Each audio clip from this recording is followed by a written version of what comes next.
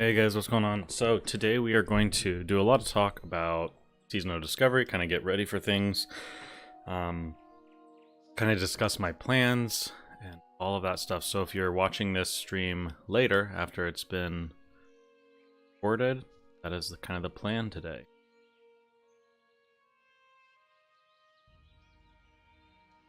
Beyond that, I have some, I want to set up some stuff with streaming, kind of make things a little bit more streamlined and everything before Season of Discovery. Makes sense.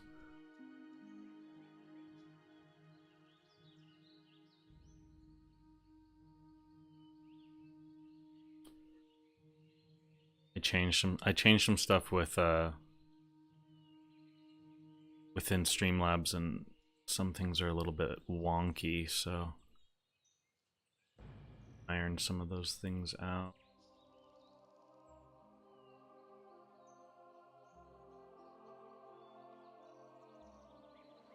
Let's see if Prince is up. Hey Midsummer, how's it going? Our Prince. Oh, he's not up.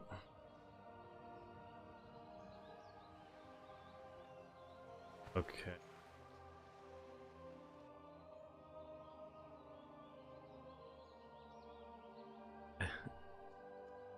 Hey Aganor. Hey Evans. SOD hype.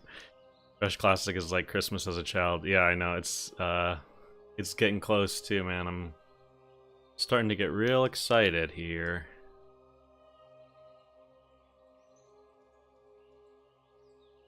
Yeah, Shaman tanking seems super strong. Like, the fact that they've already come through and nerfed the threat gen from Shaman tanks and Warlock tanks kind of shows you just how strong both those classes probably were in terms of threat generation. I'm pretty excited to see how Shamans do with like mana, because if we look at the BlizzCon stream where SFan was testing some stuff out on Shaman, he really struggled with mana, and I don't know if he was playing the right runes, but he had no problem holding threat, but his mana was kind of a problem. So I know they changed the amount of mana you get back from blocks and everything, so we'll see.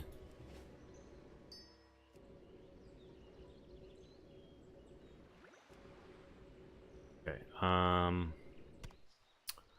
what else do I need to do? I need to add a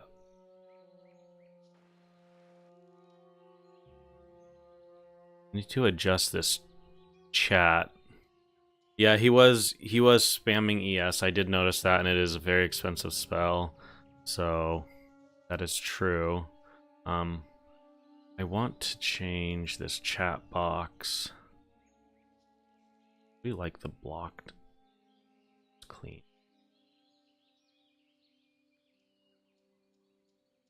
Clean is just like, maybe we like. I was gonna mess around with all this stuff before I started streaming, but I figured, hey, I might as well just do it now. So we like that, and then I wonder if I just add a.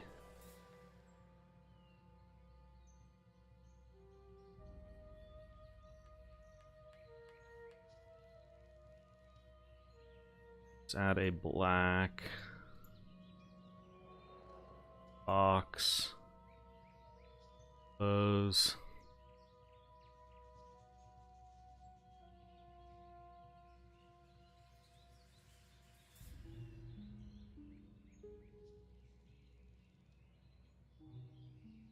I guess this stuff kind of depends on. Actually, you know what I should do?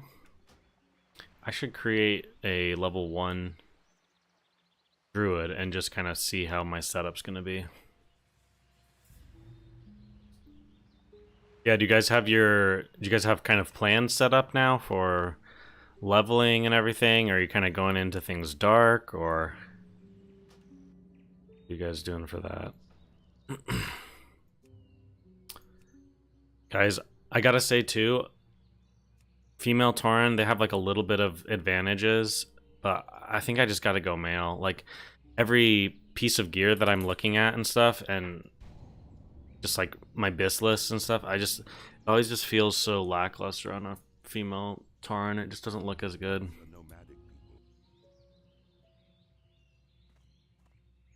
Alright.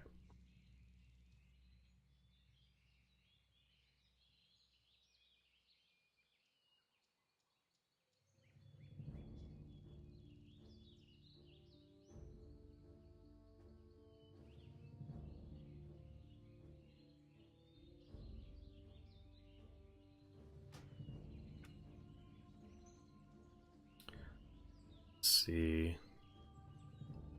I think probably I won't run many add-ons too when I first start playing. I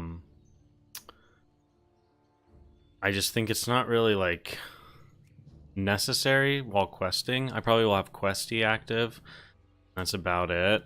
I feel like oftentimes you have like UI errors and everything in the very beginning before your add-ons are kind of all squared away and they've done all their updates and stuff, so that might be kind of what I'm doing. Okay. Is it? I hardly ever have to turn this on, so I don't really... Should be action bars, right? Oh, it's just literally click these. I'm not used to the new windows.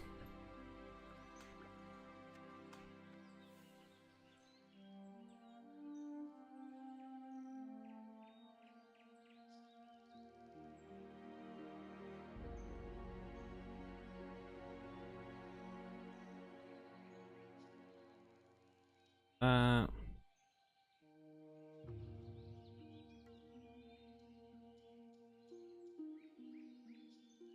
I want it to be smaller yet big. Smaller yet... No. It's Alt, right? Yeah, Alt. There we go.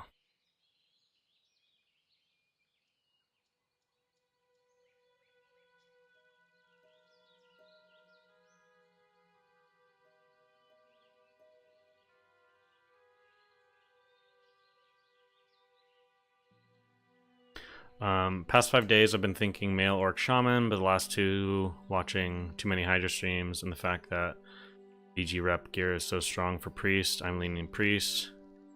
Now my best friend says he's down to SOD, wants to go rogue, so I'd go druid for double stealth, so back to square one. Yeah, I mean that's a pretty fun setup though, with a rogue and a druid to run around in PvP with. But priest also is just like, you can still play with a rogue with a priest, but I know what you mean.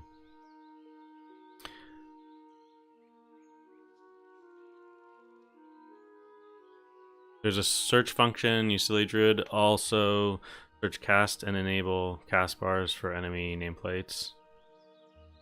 For unit frames, not nameplates. Are they buffing mob and boss damage for SOD? They've kind of talked about it, but I'm not really sure. Not really sure exactly their plans at the end of the day. Let's move. Oh, this is my alert box. That needs to be like right here.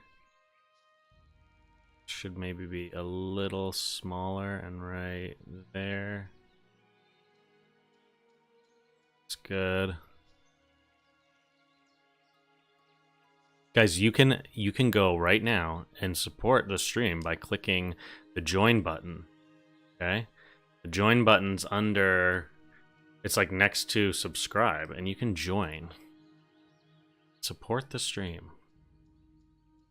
There's my little sales pitch for this.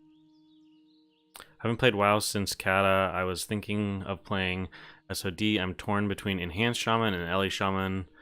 Any insights that might help? I think. I mean, the great thing is like you're talking shaman, so you can play both specs. Um, I would personally play enhance in phase 1 at level 25, and then once you get to phase 2 at level 40, I think Ellie will be a lot of fun. I don't think Ellie will be as much fun at 25. That helps. You just have slow casts, so um, you don't have your fast cast stuff yet, and it just it's not really worth it to me. Oh, that map is huge. Let me get macro add-ons. Let's go and put on talented, so that when we're talking we can talk about talents. So if you guys have never used this add-on talented, it's so nice. But with shaman here, you don't get lightning mastery until like 25 points, so you'd be 35. Yeah, 35. This is extremely strong and needed for Ellie. So Ellie just at level 25 is not going to be nearly as good.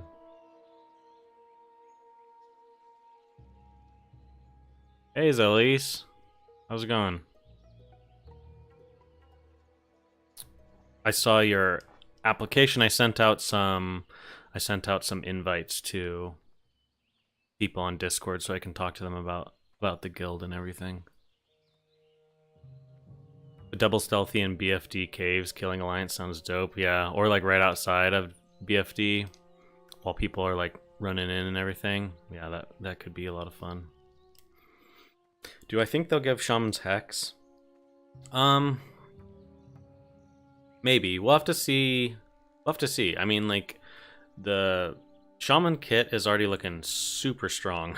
Like, Shaman looks very, very strong, and then the problem with giving them like a hard CC is they already have a lot of interrupts, they have totems, they have, I don't know, they have a lot in their kit already, so it's like that might give them too much, but we'll have to see. We'll have to wait and see. All the stuff we talk about right now with Season of Discovery is like really speculative, and so right now I'm saying like Shaman has a super strong kit, but Blizzard might feel that they're too overpowered later and might nerf them. So it's like definitely play the class that just resonates with you rather than the one you think is going to be the strongest right now, because everything's subject to change.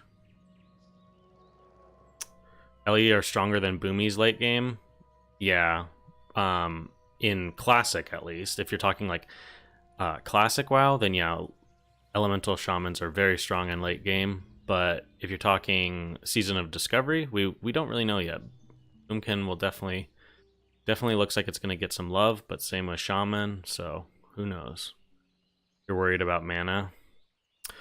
Okay. Oh yeah, Quentin, yeah, I was reading your comments earlier on YouTube on my my last video. The reason I think Druid's going to be strong in Season of Discovery is just because they are getting a lot for Feral. So I'm basing what I'm saying strong on level 25 because we don't really know what they're going to get later in the game.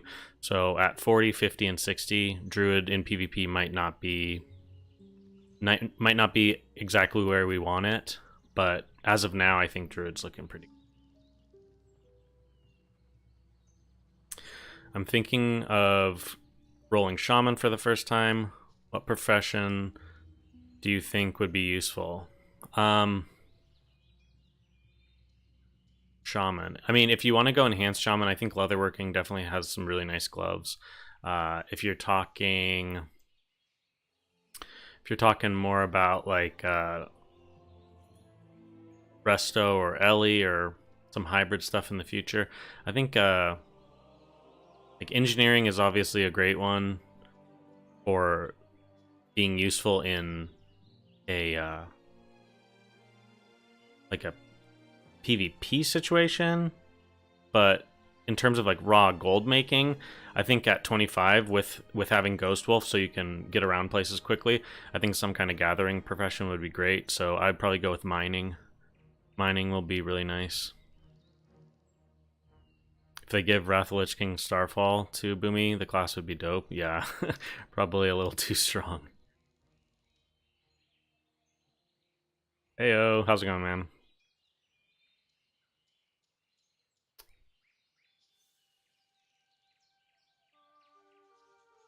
I'm probably gonna go Priest and pray Blizzard does right by Shadow with mana, etc. Yeah, I think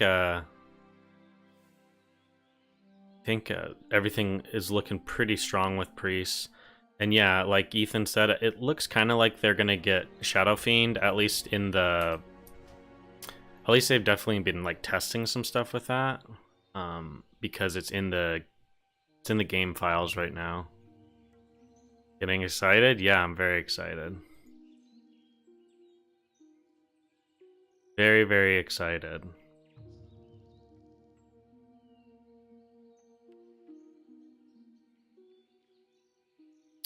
Okay, let's log on to my other account.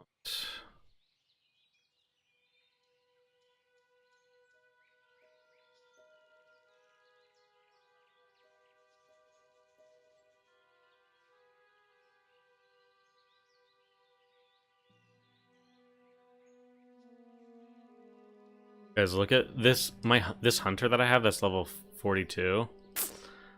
I am completely ready for PvP with this hunter if I ever play on Classic Era again after Season of Discovery, because I have like I have on a level 42 hunter, I have Title Charm and I have Arena Grandmaster. I'm set. Okay. Yeah, we're still in Felwood. We're gonna have to go back to Orgrimmar.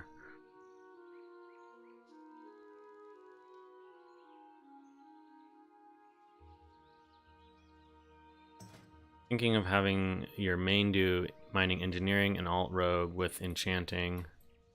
Also, you can open lockboxes. Yeah, that's a pretty good idea.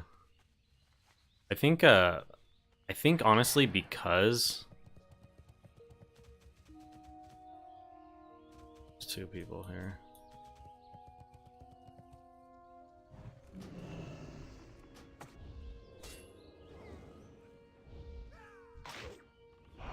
Okay, there's 3 people here. Yikes. Okay.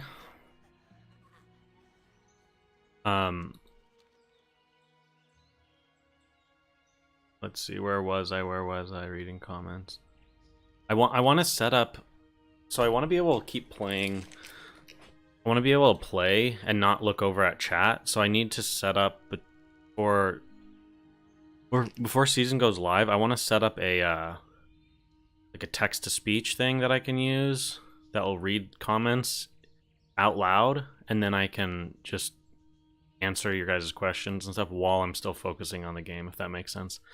So I always have to look over, and then I kind of end up just not paying attention to the game, so it's hard to do both. But yeah, I think because more players are going to be doing like a dual profession, like engineering still is really good, but now a lot of the other professions that are making armor, you're going to be able to have like a really good pair of gloves or boots or chest piece from BFD. So I think a lot of those players are going to go a different profession than mining. So I think like being a miner would be really, really strong in phase 1, because I think a lot of people end up buying engineering materials off the auction house. So there's going to be like a high demand for that stuff.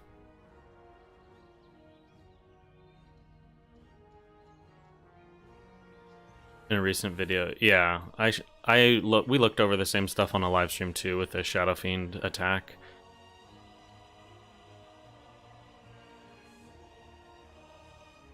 Like 12 hours a day starting Thursday. Yeah, I think a lot of people are gonna go ultimate degen mode.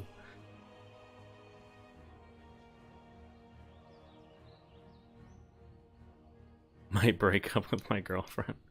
Don't do that, man.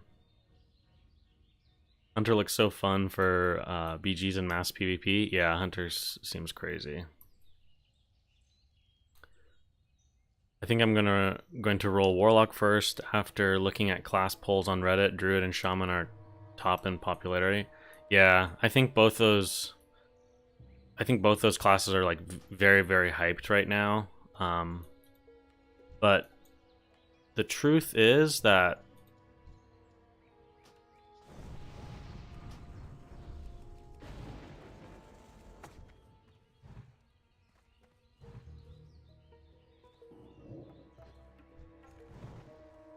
attack him, please. Thank you.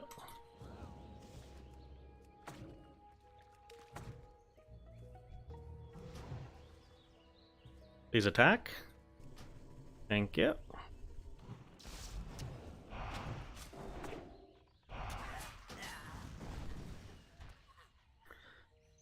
Too many people here. We got one. We almost got two.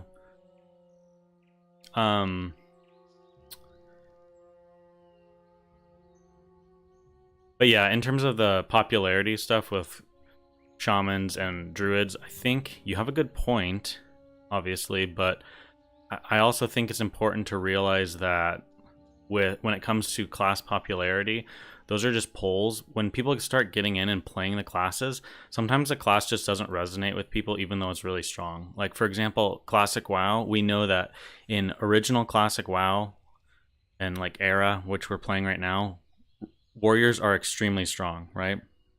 Top DPS, they can destroy people in PvP. But like personally, I've never been interested in warriors. I just don't like the way they play. So like even if something's really strong, it might not necessarily like resonate with players. So just because it says something in a poll doesn't necessarily mean that's what everyone's going to end up playing. They might, you know, roll an alt and realize they like that a lot more.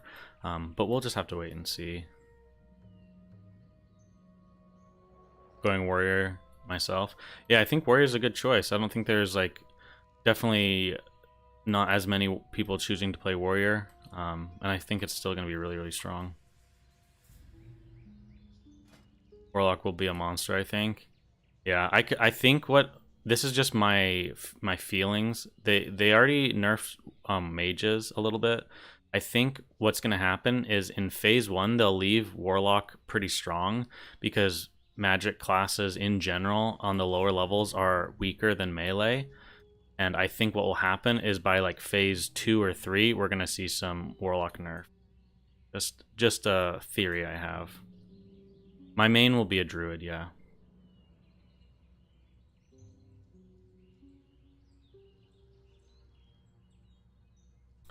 Doing fine, Evan. Don't put pressure on yourself. People will re-ask if they want to.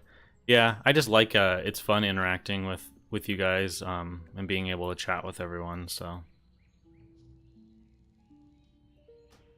yeah, I think mining is going to be very strong, like you're saying. Are they just camping here? Like I think I'm just gonna hearth. There's too many of them up there.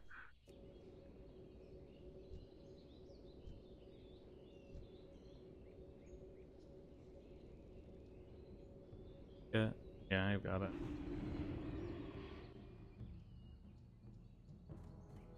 I need to get water anyways. I have no water.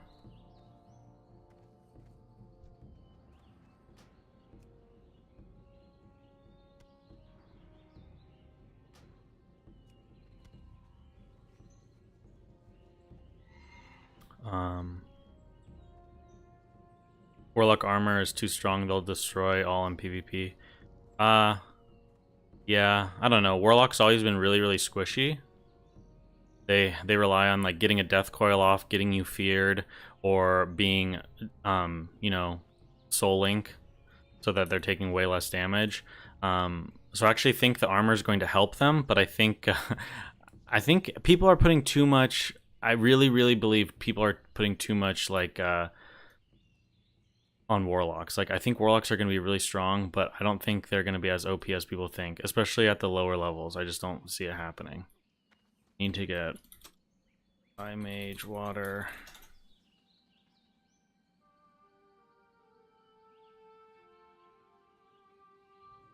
since a lot of people are looking forward to Druid with new spells for Feral and Balance. Yeah, I think people are like, oh, they actually might be good now. I'll play it, you know?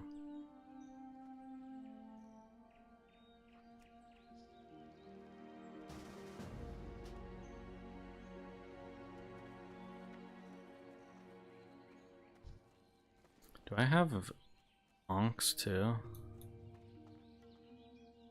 Oh, yeah, I do.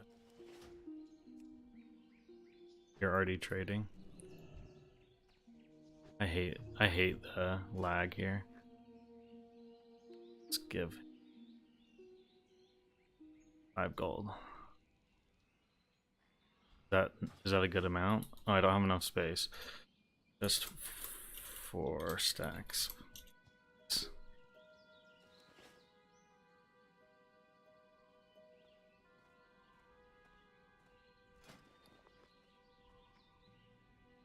Five.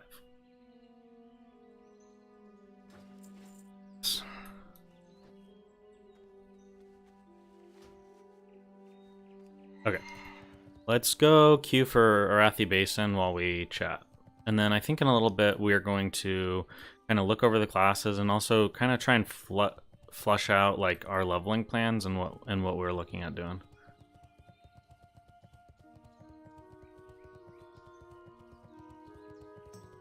And guys, if you want to, you can join YouTube.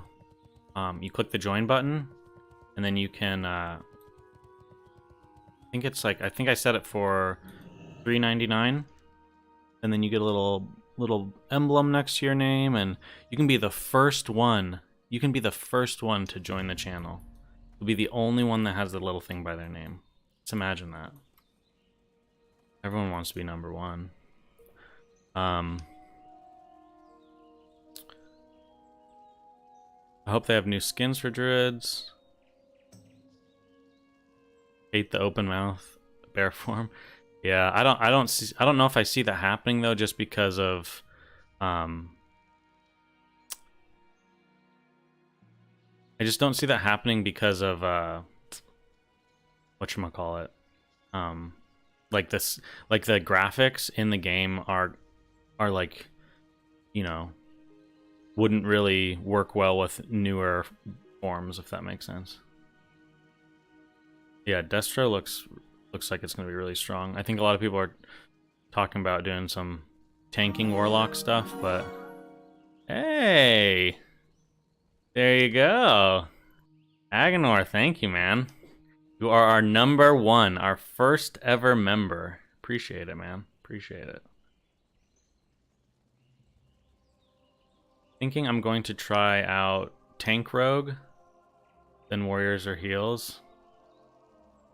Yeah, Tank Rogue seems interesting. Like people have been theory crafting with it and shown that it can like basically can Ethan, hey man, thank you, appreciate it.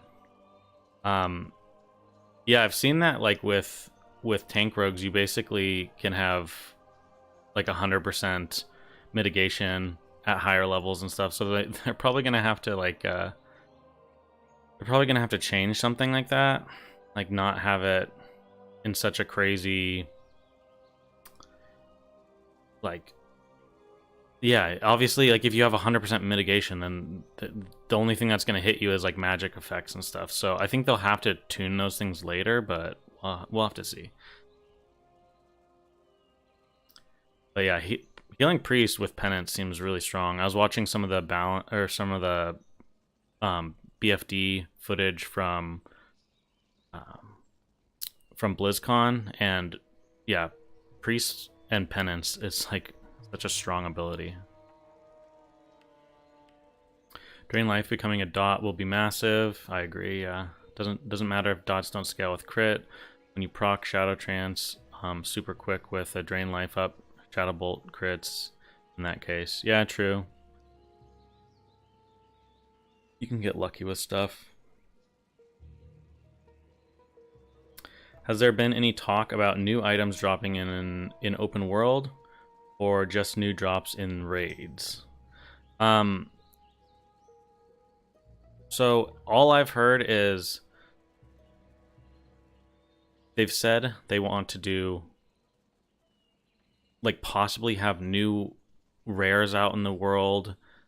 There are new NPCs in the game files right now that we looked at the other day, and some of those I think are tied to the runes. But there are, like, for example, there's 2 new rare cat mobs out there. There are, which is interesting too, because for hunters who typically in the past have had to tame Broken Tooth, we don't know the attack speed of those new cats in the game. So those cats could have the same attack speed and could give you guys a new pet to train for that quick attack speed on a cat. So that's just one thing I had thought about. But I think those mobs are probably for the runes. But yeah, there are plans. They have talked about kind of wanting to do some more world bosses and some more like outdoor, like in the world kind of events and stuff. So seeing new items in the game, who knows? We'll have to see. But I could see it happening. I think Balanced Druid is going to be solid. I think Balanced Druid is going to be really strong. I just don't see it being. I don't really see Balanced Druid being strong at level. I guess while we're in queue, we'll go back to go to Sil. We'll go to Silithus. But Balanced Druid, I don't know.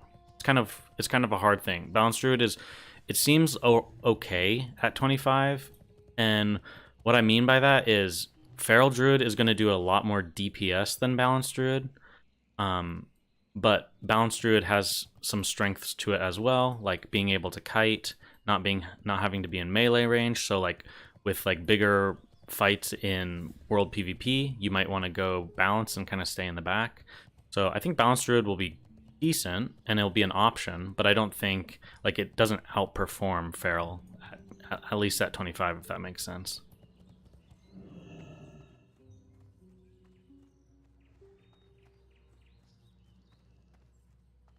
Add to the new Druid form skins, the YouTuber MMO guide. Oh, guide MMO. Yeah, he changed. I forget what his. I watch all his videos. Well, not all of his videos, but I watch a lot of his videos. He had like a gnome mage back in the day. He changed his. Where do I want to go? Still with this. He changed his name. I think it used to be like. I don't even remember, but yeah, I know who you're talking about. Looks to have test footage from SOD rune abilities, and the druid parts have been added. Have an updated cat form, so possibly right. No, I think what he was doing is he was using.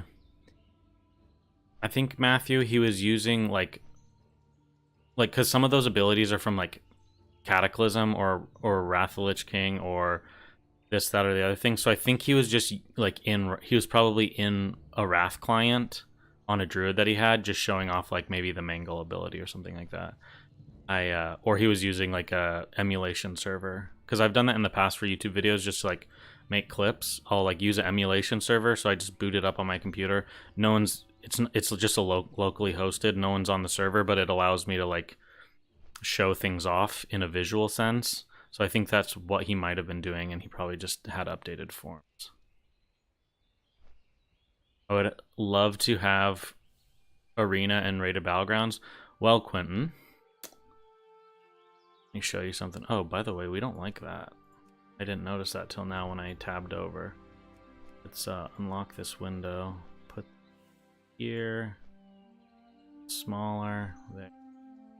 That's better. Okay. We gotta make things look nice and clean. Yeah, so when I go...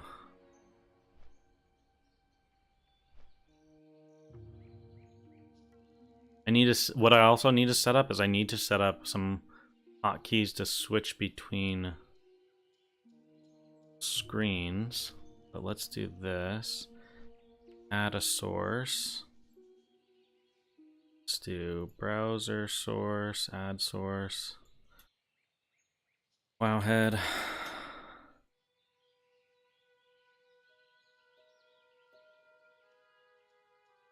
Oh, I don't want to do that. Delete. Patience, guys, we're getting there. Window capture, that's what I want. New. Add. Tweaked some stuff the other day and now it's not.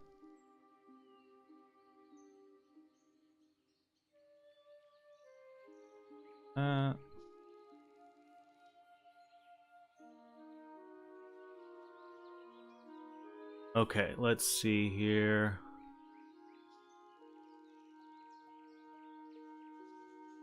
Okay. What we want to do is go into database and we're going to go over here to icons.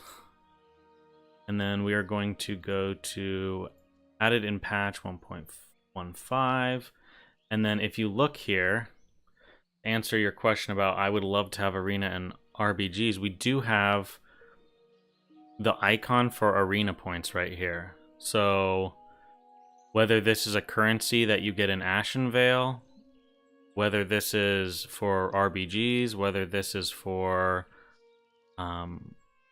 arenas, they're using this icon for something in the game right now. So I found that interesting. We'll have to see what it is, but it is in the game files. I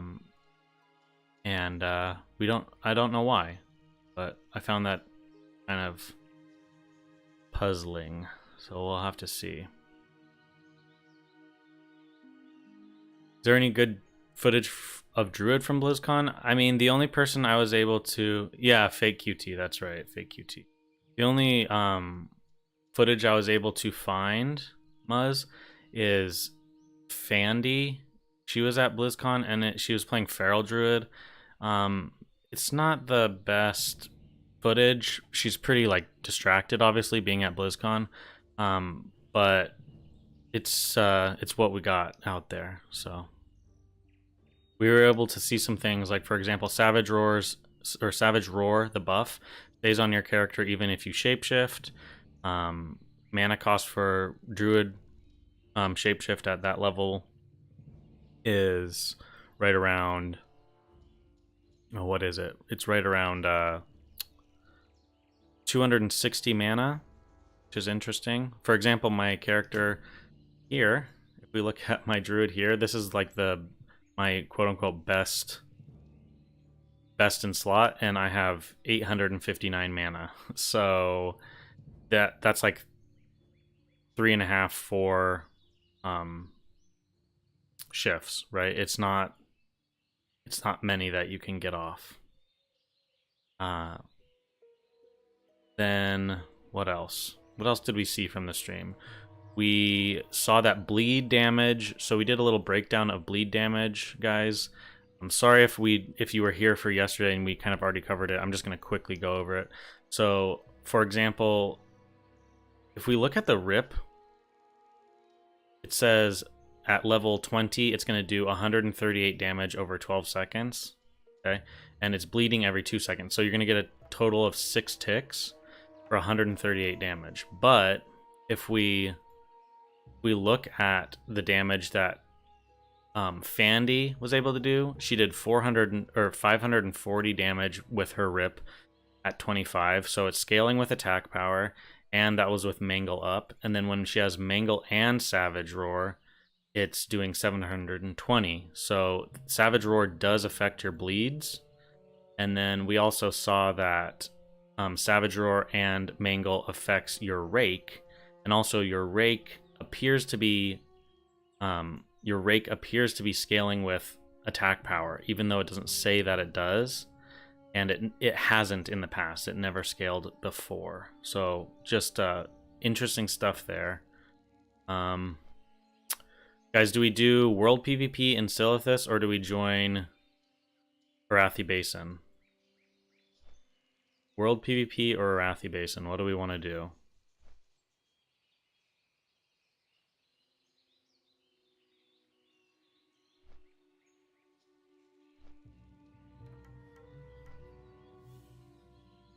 I'm actually doing something with Orc, 5% pet damage, improved Imp, improved Firebolt, Cataclysm Bane. The little Imp would be a killer. Yeah, that's Let's do the AB. Okay.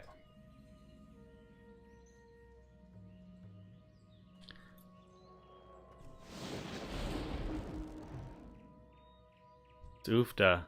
Dude, this guy PvPs all day. I love it. 91,000 honor. 91,000 honorable kills. Huge. I think this guy literally has best in slot. I don't think there's anything that he could get that's better.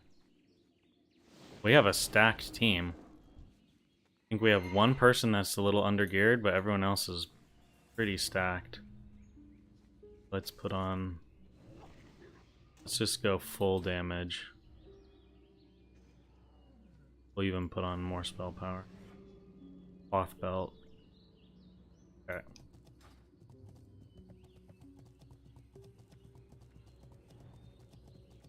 Yeah, Fandy. And then it's a video of her at BlizzCon.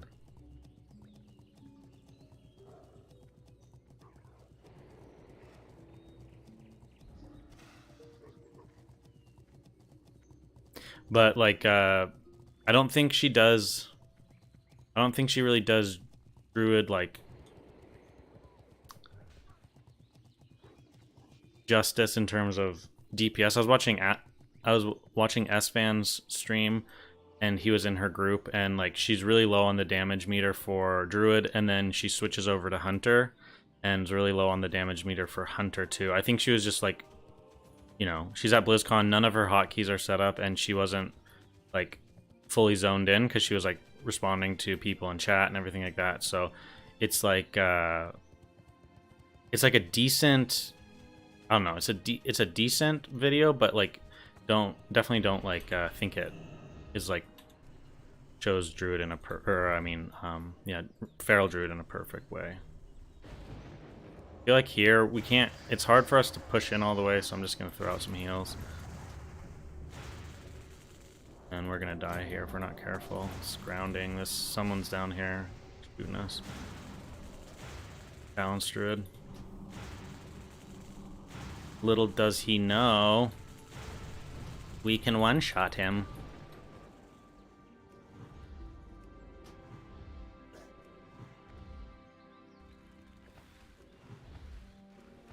Ah, he resisted our nade. World PvP is always more fun. That's true, but I found on this server that World PvP is a real hit or miss. Because there's a lot of people on this server that are like bots or like gold farmers, and they'll just like you attack them and they just stand there and they just like wait to die, or they, you know, like it seems like a horrible fight, I guess. So it's definitely hit or miss.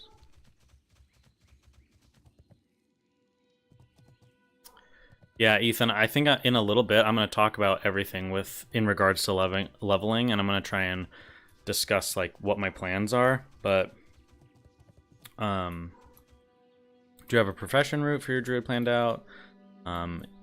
Switching, engineering, dropping, enchanting stuff. Yeah, I think I'll start out with, I think I'm just going to do skinning and leatherworking at the beginning. And once just because those are like very easily available in the Tarn starting area, and I think I want the gloves. So that's the plan. I have Earthbind for that. I mean, grounding for that. So that's the plan. There is leatherworking and stuff, and then once I get leatherworking maxed, I might actually go enchanting leatherworking for the first phase. I know that sounds crazy, because so many people are like, well, just go engineering, like engineering's so strong. But I think I'm gonna wait for engineering for phase 2. For example, you can use engineering stuff, tools and stuff like that in Moonkin form, but if you use like anything like a bomb in cat form, you like get taken out, and the mana cost for forms at level 25 is just so great that I don't think I'm going to be switching that much. So I can't really justify playing engineering And so that's kind of my thinking there. And then at level 40, I'll have engineering and probably enchanting, and I'll have dropped leatherworking. Unless, obviously, there's some other crazy leatherworking pattern that comes out for 40, but that's kind of what I'm thinking right now.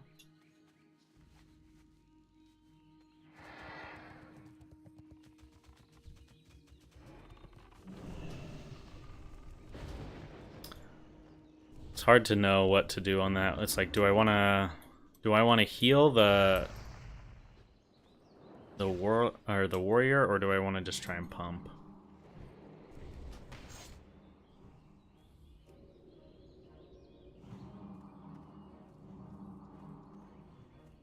I hope pre-swapping racials is real. Going to have a Night Elf Shadow Priest. Yeah, I think that it will be a reality. It sounds like it's gonna happen, but it just also kind of sounds like they don't have plans to do it in phase 1. It sounded kind of like a later phase. But yeah, if you could choose, I mean, getting like Shadow Guard from Troll Racial and then like Devouring Plague from Undead as a Shadow Priest is just like, ugh, that's kind of scary. Like, because both of those are so strong on their own, and then having them together is just like, I don't know. Or even like, honestly, like if you want to be like a Rogue Stopper, you get Shadow Guard and you get what's the... That was a crazy AB, by the way. What's the... There's like a hand one for Undead too. I forget what it's called. But that one you could also stick on your character as well as Shadow Guard. So then you have 2 shadow procs that are happening when you start getting attacked. So you have like a pretty high chance of like stunning, like getting a blackout proc while like you're in a stun lock from a rogue, which would be really... Oh yeah, Touch of Weakness, exactly. So yeah, I mean, Shadow Priests, ooh, they could be real scary. Is there snapshotting in Classic? Yeah, we found out that there is snapshotting. So if you Savage Roar your bleeds, and then Savage Roar falls off, you're good to go. We saw that in the stream yesterday when we were watching Fandy's point of view, and we also noticed that like Savage Roar, your first combo point of Savage Roar is 14 seconds, and then every subsequent Savage Roar point spent is just 5 extra seconds. So it almost seems most efficient to just single point Savage Roar. So I think it's going to be like a open with like a Mangle, Savage Roar into like a Rake, and then you build as like you would get like 1 or 2 more Mangles off, and it would get you right around 4 combo points. And then you would dump that into a Rip right before Savage Roar falls, and then you just kind of repeat. You'd get a single stack of Savage Roar up and then kind of go about it, which honestly is kind of exciting because like Feral will actually have like a decent little damage rotation in Classic. So I do think that's kind of cool. Okay, we'll fly back there just in case we get a really long queue again, because last time it was long. Actually, maybe let's fly to Bellwood because it's closer. We'll see. The problem is like there was that group of guys camping the flight path, but maybe they've moved on to better things. I'm guessing they'll have new patterns for all the phases. Yeah, I'm kind of I kind of suspect that as well, which might make switching professions kind of tempting, you know, like, or if you already have leatherworking, and it might make you not want to switch away from it. So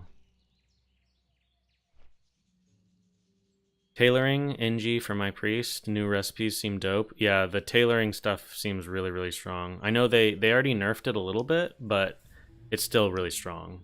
Even with the nerf, it's still like before the nerf, I was like definitely gonna get it on my druid. I was just like, that's too strong. It's like a 5-minute cooldown for such a strong ability. But now that the cooldown's 10 minutes and it's 30% instead of 50% damage reduction, I'm like, meh, I probably won't get it. But if you are a cloth wearer, it's definitely worth it.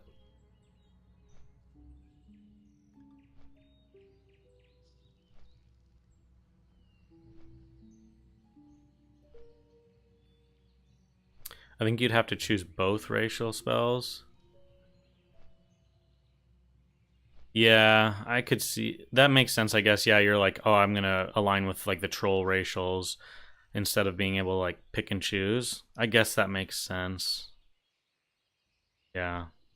Man, that would be cool. And yeah, I think Hexa Weakness is definitely really strong, like you're saying. Especially now that like more classes are getting some sort of like heal ability, you know? So it's like it'll be more useful for a lot of different people that you end up facing. Yeah, no, Shadow Guard is so strong.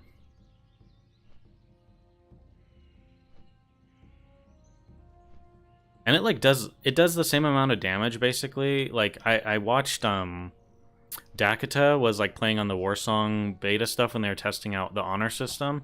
And I was watching him a lot. He was playing Troll Shadow Priest and he was wearing like the rank 14 gear and his Shadow Guard procs were hitting for like around 300 damage, which is just like that's so much damage, especially if you have Shadow Word Pain rolling on someone and then they're hitting you and so they're proccing your Shadow Guard. Like that's a huge amount of just like passive damage that's going out while you can either be like healing yourself or kiting or, you know, dispelling yourself or trying to get a cast off, any of those things. Like it's super strong. Using rank 1 and throwing it on everyone. Yeah, the Hexa Weakness is a pretty crazy ability.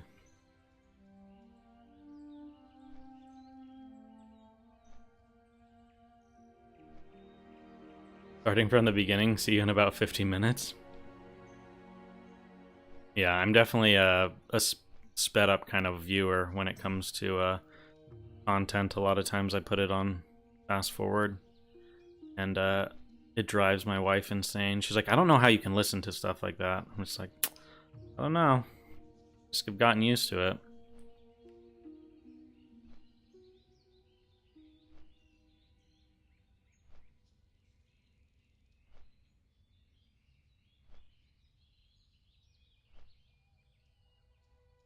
Yeah, guys, if you've been enjoying my my streams over the last month, we're gonna keep going strong. I've kind of made sure I've gotten everything in my real life kind of taken care of. Gotten a bunch of projects that I had for work caught up with and everything. So my plan is to just go crazy hard with Season of Discovery, and I'm gonna plan on, okay, this is bad, and I'm gonna plan on streaming the whole process.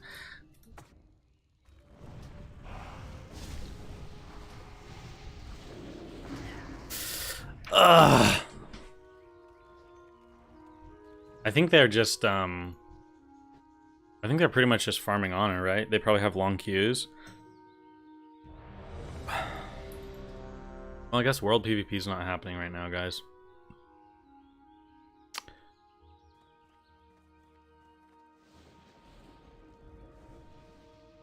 But yeah, the plan is to go pretty hard with Season of Discovery. My goal is to kind of just stream anytime I'm on, which will probably be an unhealthy amount of time. Yeah.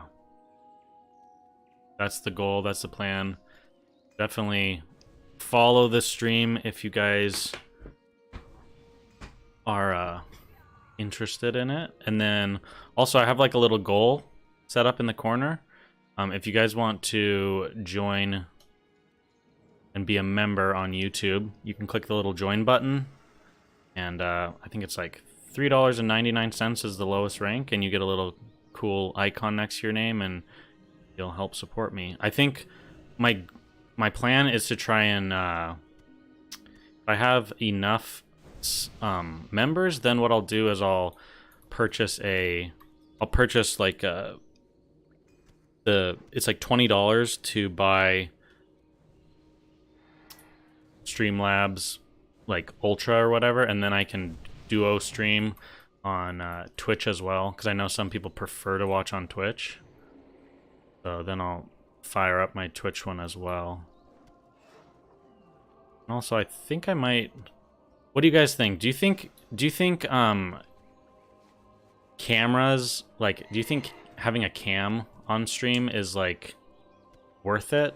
Like, is that something you look for? I just don't really know if it's like a necessity or if it's something I should even worry about.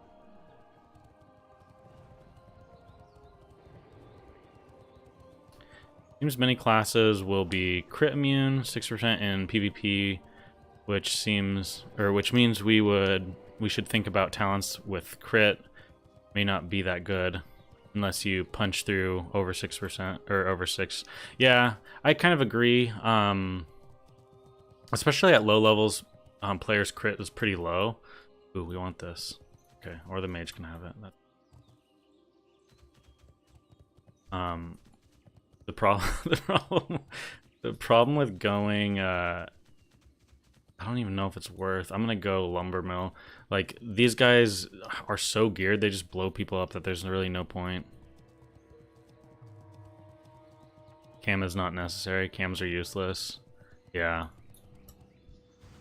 I get it for, geez, they all went lumber mill. I get it for certain things, I guess, but to me it's just like,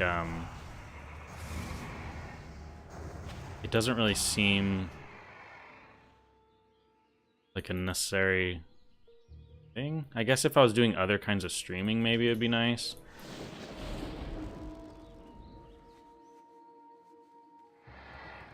It'd be good to share IRL stuff. Yeah, I was thinking, I don't know if people like, so I create art.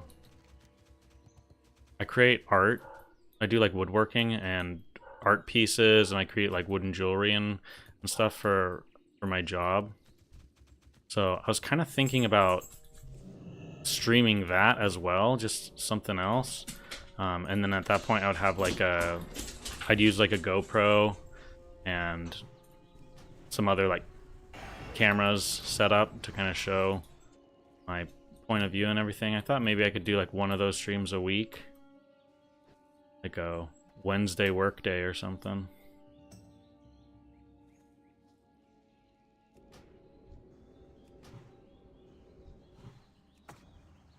We'll throw out some heals here, and then we'll get some damage out on this guy.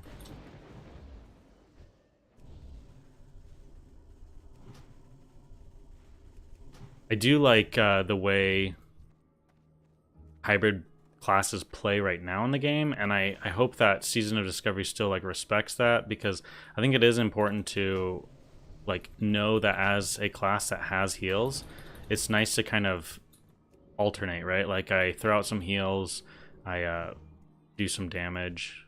I think that's kind of what sets some of those classes apart in terms of, if you're gonna play a hybrid, you might as well make sure you can kind of do it all. Hey, whatever, dude. Thank you, man. Appreciate it. Welcome, welcome.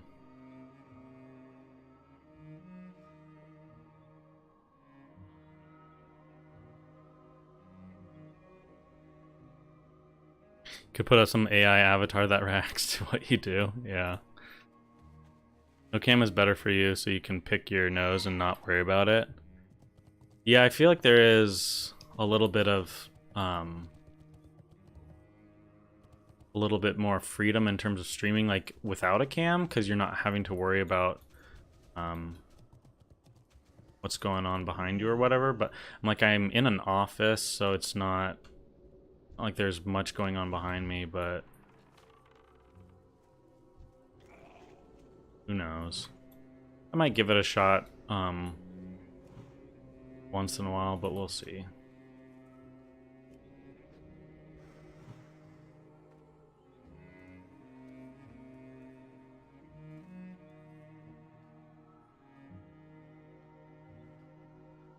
Vote no cam, it takes a good amount of gameplay screen space. Yeah, I agree. If I did do a cam, I honestly probably would like kind of go all out and I do like a green screen and then just have it so like it's not a whole cam block, it's just like me.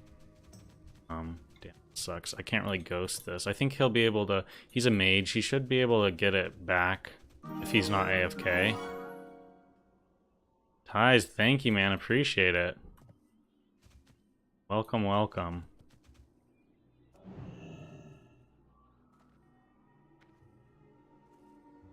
Hey Riddle Rose, we're just talking Season of Discovery. Getting excited. We only have a few days left, so just doing some PvP while we chat. Like them to drop some notes on how respeccing will work at launch.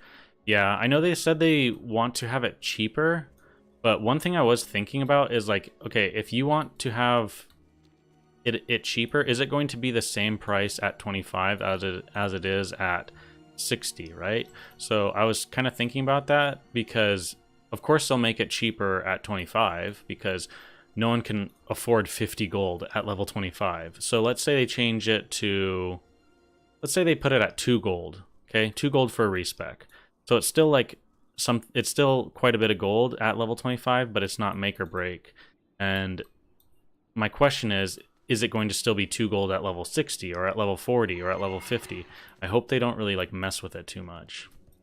I kind of like having to respec. I think it is a good mechanic because then you kind of have to think about what spec you're going to go out into the world with or what spec you're going to run a raid with, and you can't just quickly swap. But I would be totally fine if respeccing was free. You just had to go to a capital city, right? Like I like the fact that you have to kind of do it, but I don't really think there needs to necessarily be like a price behind it. I think dual spec just kind of leads to more of like issues with like world PvP and dungeons and stuff where people are just swapping frequently, or yeah, in general, I think it's better if they don't. So technically, when I'm sitting here guarding this, I need to be in Ghost Wolf so I don't get sapped. I am playing this correctly.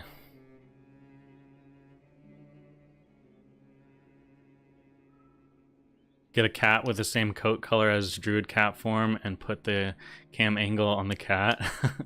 Yeah, I could do that, Tony. I don't know. I think my dogs would probably kill the cat. I have 3 dogs, and they're all kind of crazy towards cats. Like my mother-in-law has a cat, and we take the dogs over there all the time, and we have to put the cat in a separate room because the few times that we've forgotten to put the cat away, they have tried to kill it, or at least play with it very aggressively. So.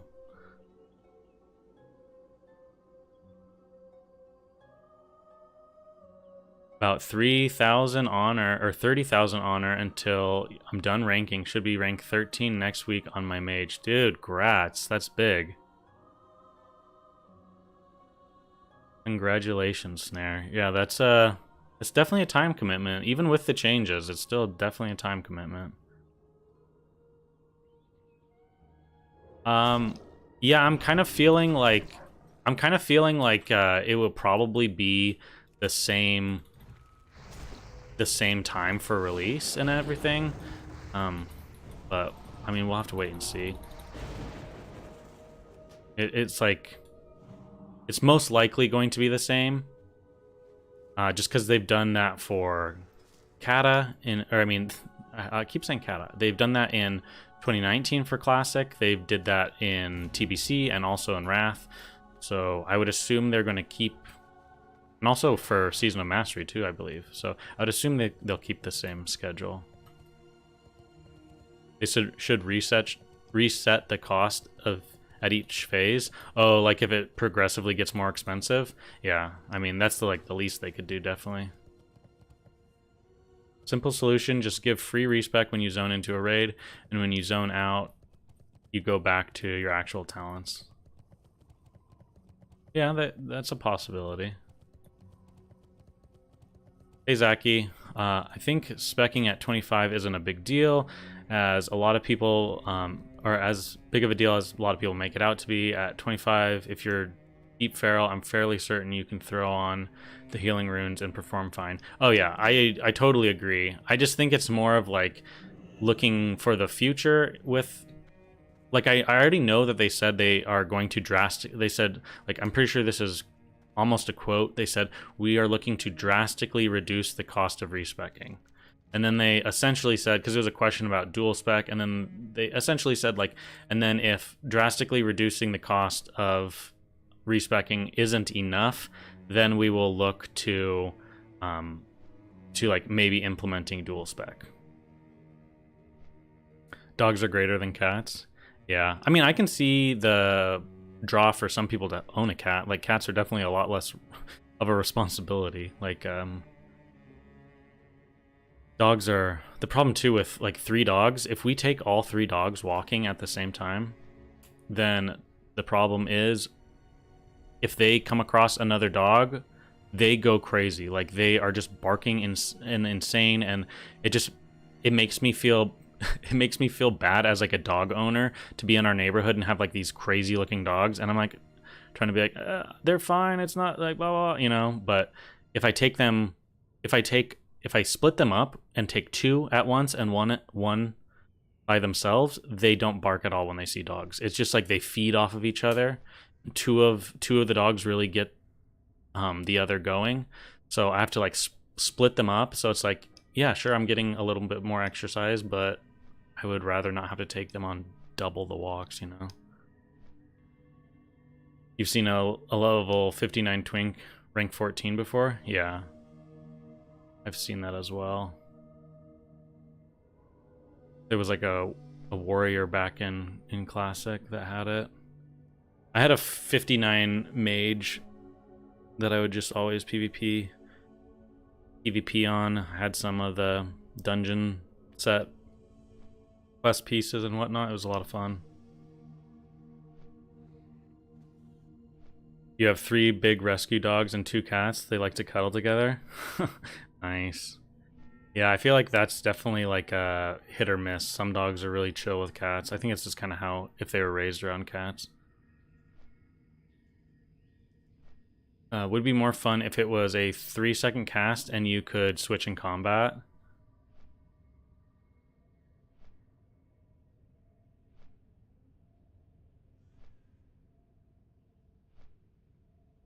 Yeah, that would be a little insane, I think. I wonder if we will see rank 14 super early in SOD before the last phase. It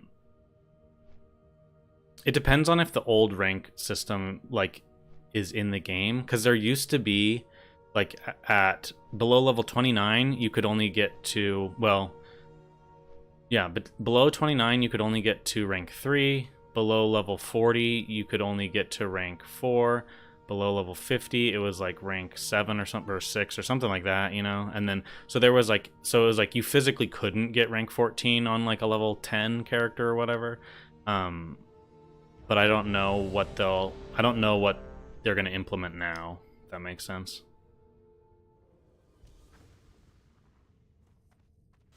What race will my hunter be? I think Orc is just such a strong choice for hunter, because like you get the pet bonus, you get the stun bonus, you get Blood Fury that will actually now be somewhat useful if you decide to go survival, like melee, because before it didn't do anything for hunter. And then I think Troll and Tauren both like are okay choices for certain situations, but it's just like I think Orc is just the overall best choice. And I think for Alliance side, there's a little bit more choice between Dwarf and Night Elf. I think you can kind of make an argument for both of those pretty easily. Whereas Horde, I think Orc is just definitely a little bit stronger. Now, if all you care, well, I don't know. I was about to say if all you care about is PvE, then I would say Orc is not your best bet. But the pet thing with pet scaling still actually might be stronger than Berserking. So, I don't know. We shall see how strong pets are. Like if you you really want to utilize your pet a lot at the higher levels, then that orc stuff is going to be really, really big.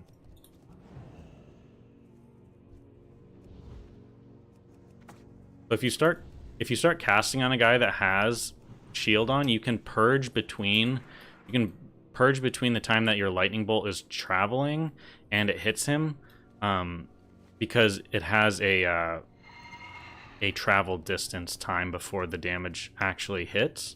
So that's a good tip on mages if you are trying to clean them with purges.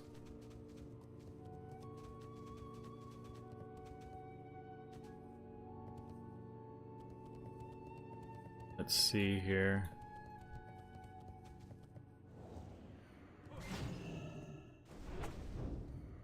Okay, he sees him. I was trying to get him away so that maybe he'd be able to get the cast off. Throw him a few heals because the mage is far away. Damn, this guy didn't die. There we go. Maybe get the tremor down? Or I mean the...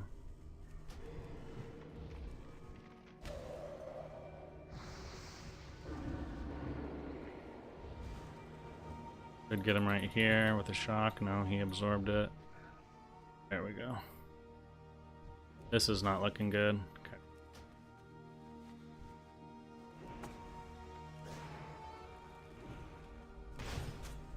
Resisted my nade. Probably should stop and heal himself while I'm hodged. He naded into a hodge, which I believe the nade is ER'd from that. Okay, well this is not happening. At least, I mean, we slowed people down from getting back to Lumber Mill.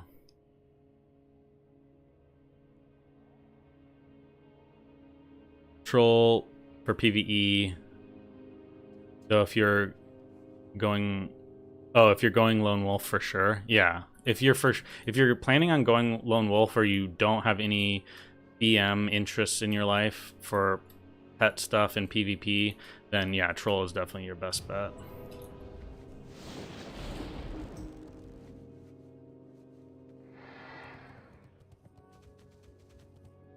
I don't think they're changing Blood Fury at all for spell power or ranged attack power, sadly. No, that's a big bummer for those classes.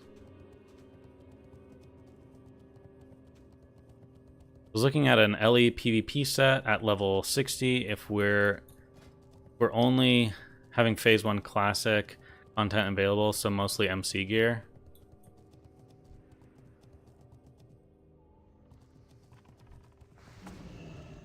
Mostly MC gear on an LE Shaman. Yeah, that one's like a little... The nice thing actually about... Well, I was gonna say the nice thing about the Earth Fury set is there's some good LE pieces on there, but the problem is we don't even know. They might give us completely changed tier sets, which I'm hopeful for. Okay, we'll ground that. That was a huge fireball, though.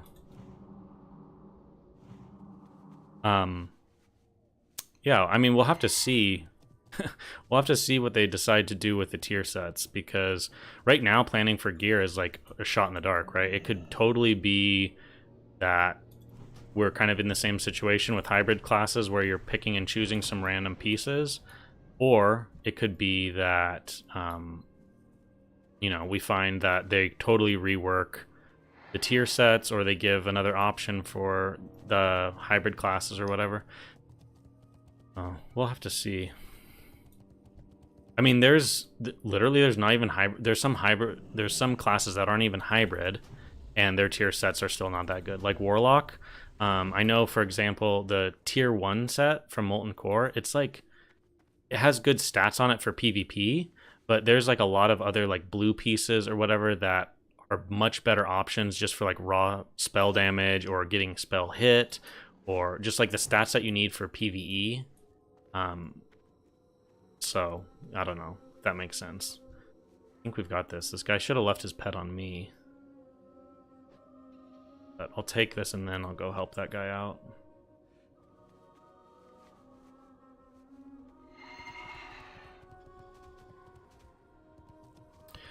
Um, do you have to play with a pet in PvP for Hunter? No, I mean, you could make some Lone Wolf spec work, I guess, but Hunter pet, like, we just saw that with this Hunter, right? Hunter pet is so key for a lot of aspects.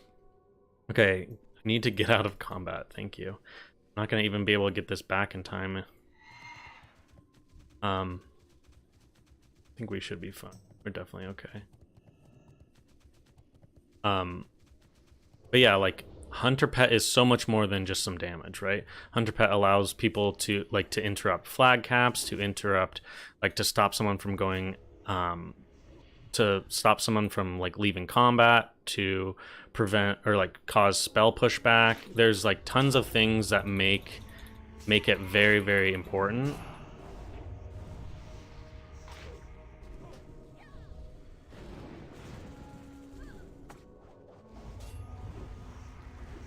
This is gonna be a close one. I have no mana. I need to do that just to get the shock off. Oh, we're dead. Do we do it? I think we do it. Oh, he's gonna charge. Does he not have charge? Did he use it right before I died? Maybe. Yeah, that's what it was. Oh, shoot. We're gonna do it here. Wand him. Wand him. Yep. Oh, they're all back. Well, we spun that for quite a while. Watched a lot of your videos back in Classic. Glad to see you're back in the action. Thank Lexi. Thank you. Yeah, we're getting hyped up for Season of Discovery. By the way, guys, I know some of you have... A lot of you already know about this, but here is... Copy that. Here is...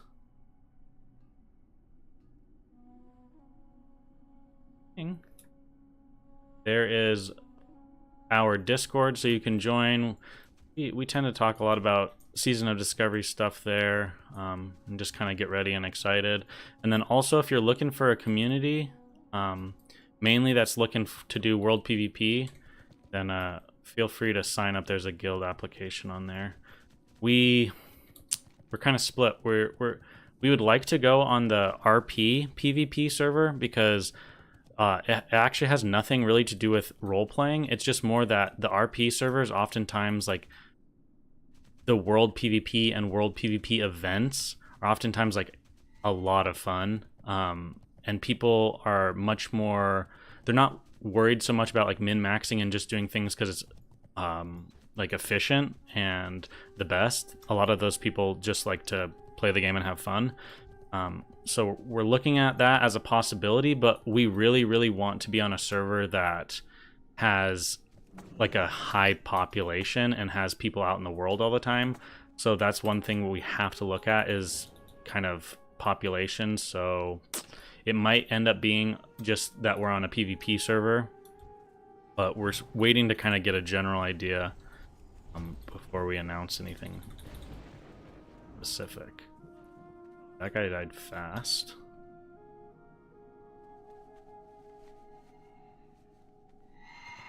Yeah, we'll be on NA servers, yep. Yeah, RP servers are usually less toxic, but like I said, you can have, it's easy also to have a non-toxic server if no one's on it, right? So it's just really important for us to play on a server that like has a good population, and so that's something we're kind of definitely worried about and wanting to make sure we have set up. I got the CS off on us. This guy's dead.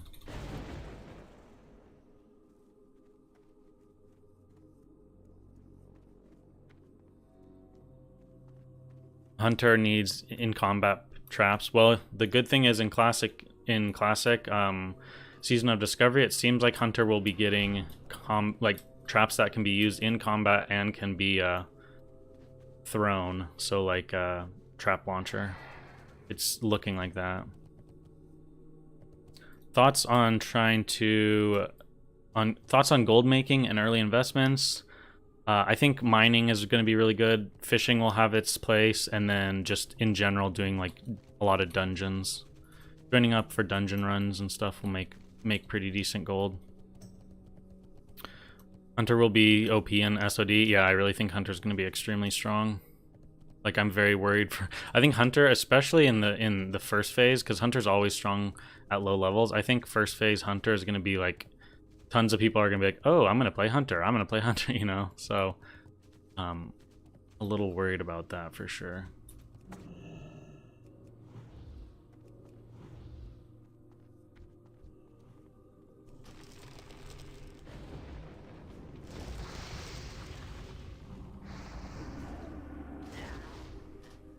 They have so many mages there. Big damage.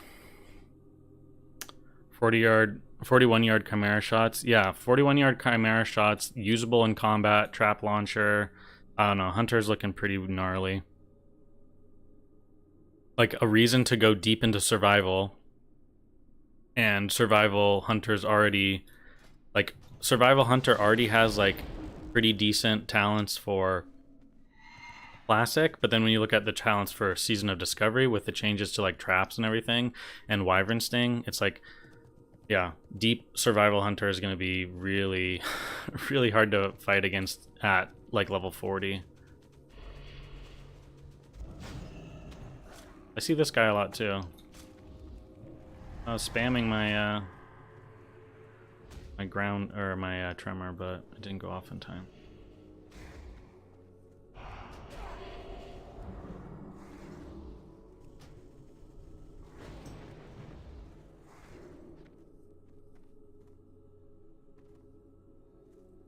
How's the guild invites going to work in game? Do we whisper you or send you a message on Discord? I think like for the first, probably the first day, I wouldn't worry about, like, I probably won't even be in a guild on the first day. So the first day I would just worry about like leveling, and like obviously we'll get the guild created as soon as we can. And also we will like work on inviting people and everything. Over the next few days of Classic, but I would like my like Lemmings is going to take care of a lot of this, guys, so I'm not really like 100% sure, but my assumption would be like, yeah, once we're able to get enough gold to create the roster and everything, or the little whatever registry thing, we will get people to sign it, and then we'll start inviting people based off of like, messaging people in Discord. We'll probably message you in Discord and say like, what's your in-game name, and then invite based off that. But it's not gonna, like, we have probably like 40-ish members right now, so it's not like it's gonna be some daunting task to get everyone invited. But as long as you're playing Horde on the right server, the server we announced that we're going, then everything is going to be good.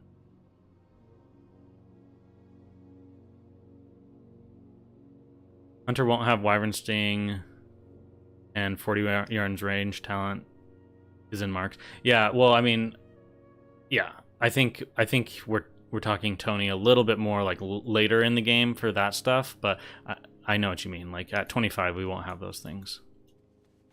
And these, I feel kind of bad for the Alliance. These AB games have been very, very one-sided.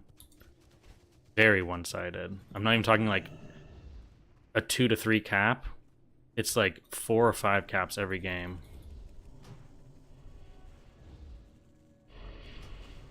That's why, like, I feel like because of Alliance always saying, like, everyone always says, like, Alliance is stronger in raids, right? Alliance is better PvE faction. Okay, well, that's cool, but then when you do PvP, you always get the PvPers that are on Horde side. So it's just like, the Alliance are always, I just feel like there's a few people that PvP on it a lot. And then the rest of them are just here for like the gear that they can get out of PvP.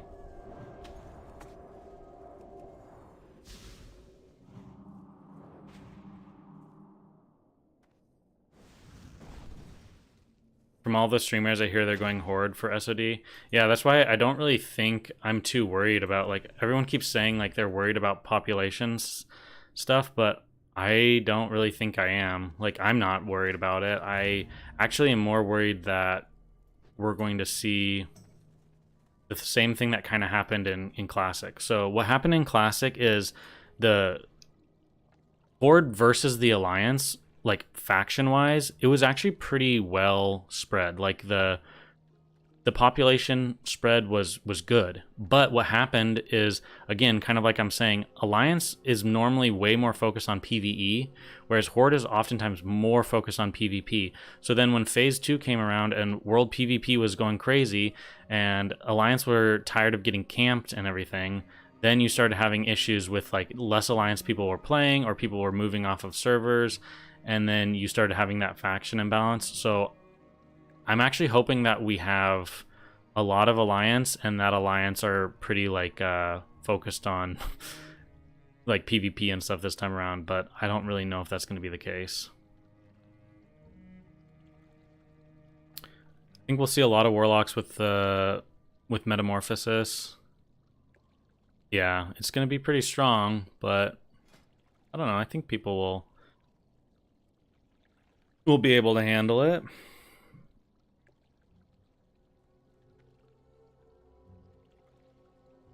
At the moment, I'm looking up Spell Hunter ideas from the past and figuring out how it'll work with SOD goodies. Might be good at 60. Yeah, I was looking at that. Like, for example, Explosive Shot is fire damage, and obviously Serpent Sting scales with spell power. What else? Your traps. Your traps are now usable in combat. So you'll actually be able to like weave in like immolation traps often. So there could be some weird, interesting kind of ways of playing for sure. You could just make a temporary chat channel in-game to substitute guild chat. Yeah, that's very true. I feel like a lot of people will probably just be on Discord as well. Like, I'm going to be on Discord all the time, just with like people in the guild, whether I'm running dungeons with them or I'm just like questing solo. So I don't know if in-game chat will matter as much that those first few like few days. But like I said, we'll probably have everyone invited to the guild who are online within like the first day or so. It probably won't be a big deal. And guys, if you don't have a community, right, and you want to play and PvP, you're focused mainly on like world PvP, being there for some big battles and everything like that, and that interests you, then feel free to apply to the guild and join up. We really don't have, like, it's classic WoW, guys. We don't really have any high level requirements or like past PvP experiences.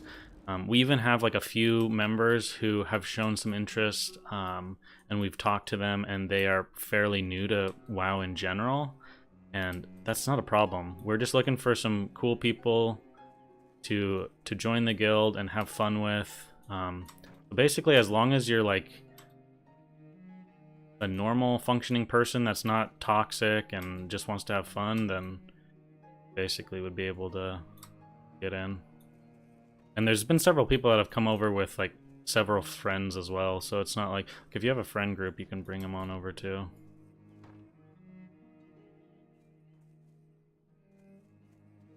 Apes were Alliance? Yeah, that's true, but like if you look at the reasons why Apes were Alliance is because of PvE, right? So yeah, I don't know.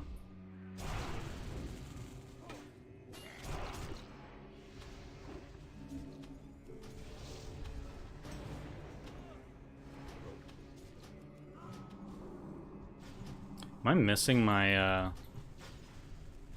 feel like I keep not pressing my EM. Maybe it's still like on GCD or something when I try and press it.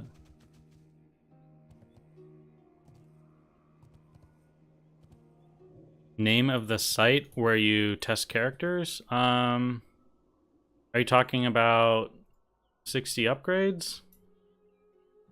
I guess you gotta be a little bit more specific for me to help you out.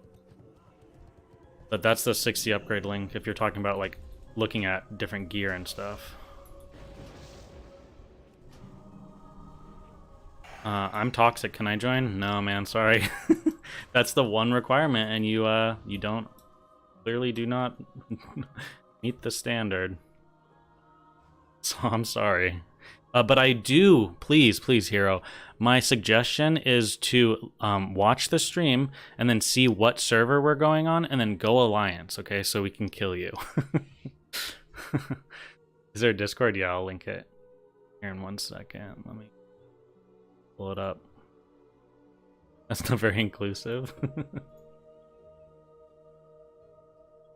Can't make everyone happy, man.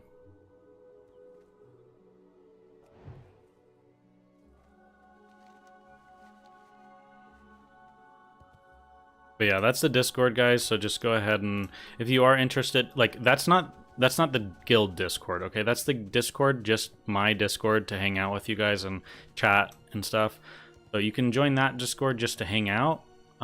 We talk about Season of Discovery stuff. We sometimes post some different like gear links and stuff like that. But that's a great spot to just be. And then in there is a tab for guild applications. And you can fill that out, and then after filling that out, I basically will just like reach out to you and chat with you in Discord for probably like 5-10 minutes. Just basically make sure you seem like a decent person, and then we'll get you in. That's kind of our vetting process.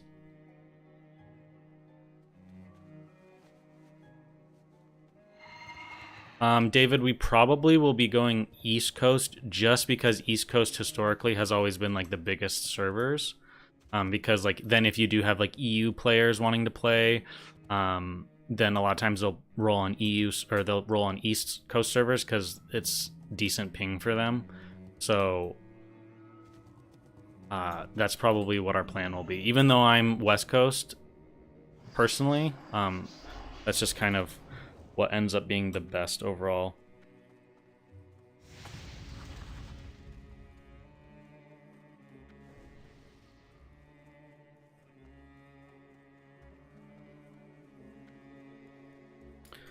So as someone who's all for classic, no changes, I can't see myself playing SOD. I just don't trust Blizz even when they are well intended. Yeah, I can respect that. I think it just depends on like your goals, Daniel. Like if you're just looking to have some fun, have like a fresh experience, and try something out. Like for example, there's a lot of people that I'm not one of these people because I feel like the retail game is like so far from what classic stuff is. But there's like a lot of people that, for example, on retail will go play the new expansion just for a little bit to check it out. And the nice thing about SOD is like if you already have a subscription to WoW, you're not going to have to pay like a box fee or anything like that. So there really is no harm in like trying it if you want. And the nice thing about trying it for yourself is like then hey, if you're pleasantly surprised, you can keep playing it. And then after like, you know, a few days, if you're like, man, this sucks, you can always just stop. But that obviously is more so if you already have a subscription and you've been playing. I get it, like not wanting to resub. Other than that, it's probably gonna die to dots.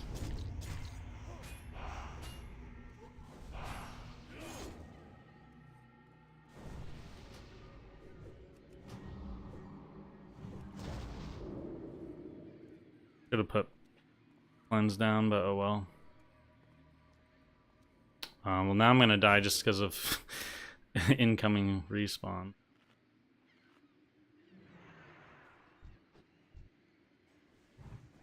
Oh shoot, that hunter just hit that guy so hard. Get line of sight here. Going in for the...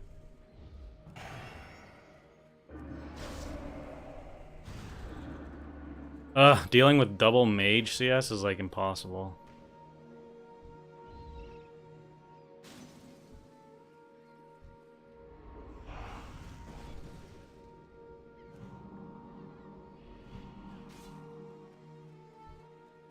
Alright, we'll run back a little and get some mana.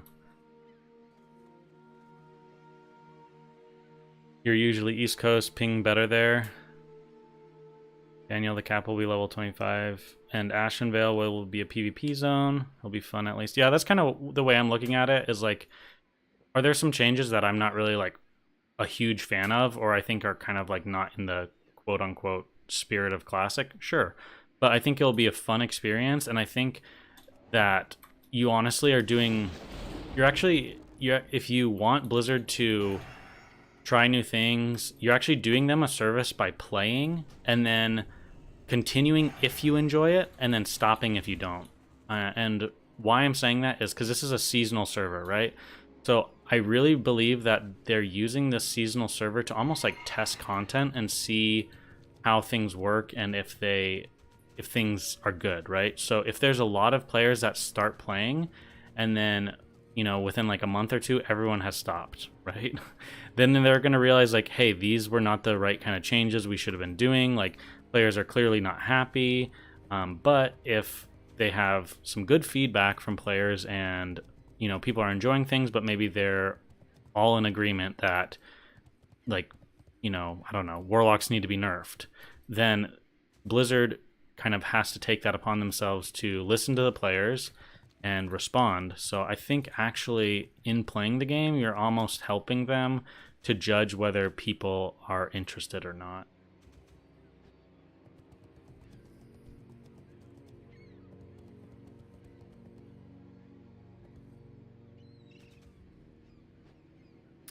Private servers are a test for them. When they see stuff is popular, then they try it. Yeah, they probably get a lot of ideas from private servers as well. True. I don't disagree with that. Wouldn't you though, if you were doing something like that? Get that. We'll dispel him. And throw out some casts here.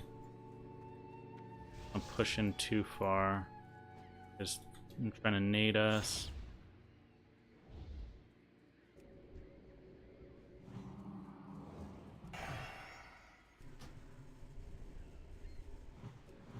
If you purge between the time your lightning bolt is going at them, there's a good chance that you can get their shield off and get them killed. This is like the closest game we've had, and it's still not that close.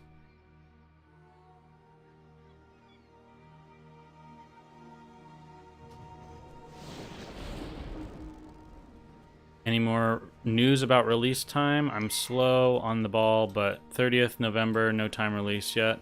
No, it doesn't seem like they've released a time, but in the past, they've always done like 3 p.m. EST, I believe. And so that's probably what they'll kind of stick with as well this time. Hey Leslie, how's it going? We're just chatting about some season stuff and doing some pretty one-sided AB games. We're actually better off. LM's gonna get smashed here in a second.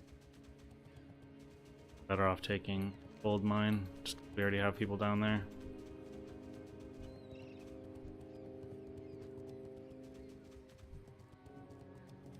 Hunter with Dark Edge, nice.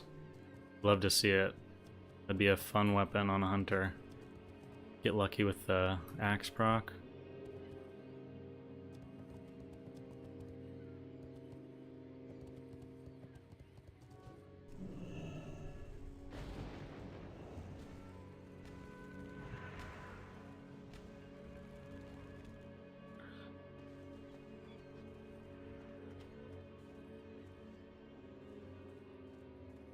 But yeah, in terms of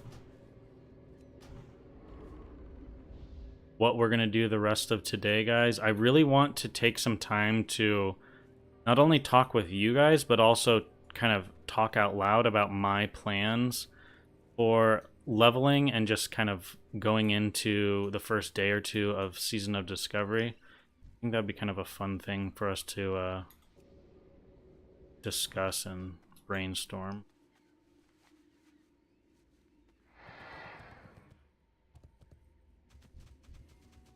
Let's see, who do we want to... Problem is, like, they don't really have much of a front line. So then, in order to push into someone, you're, like, going up against a bunch of their casters that can just hit you.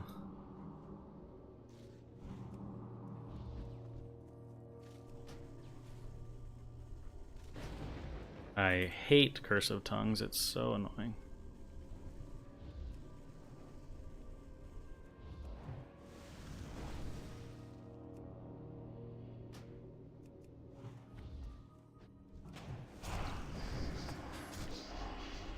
Oh, the Warlock gets back from being dead, and the first thing he does is Curse of Tongues me again.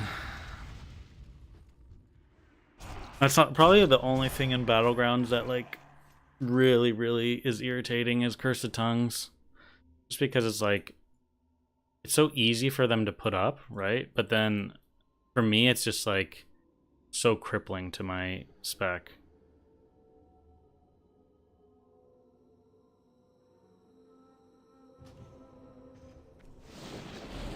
Yeah, exactly. Shaman wish list is definitely curse removal.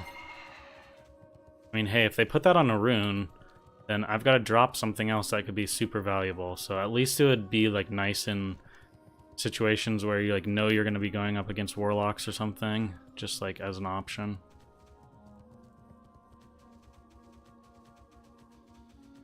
So what are my plans for leveling in Season of Discovery? We'll cover it all after this game. I'll discuss all that stuff. We'll kind of break down. See, I think it's better just for us to push. He's getting it now. Yeah, he picked it up.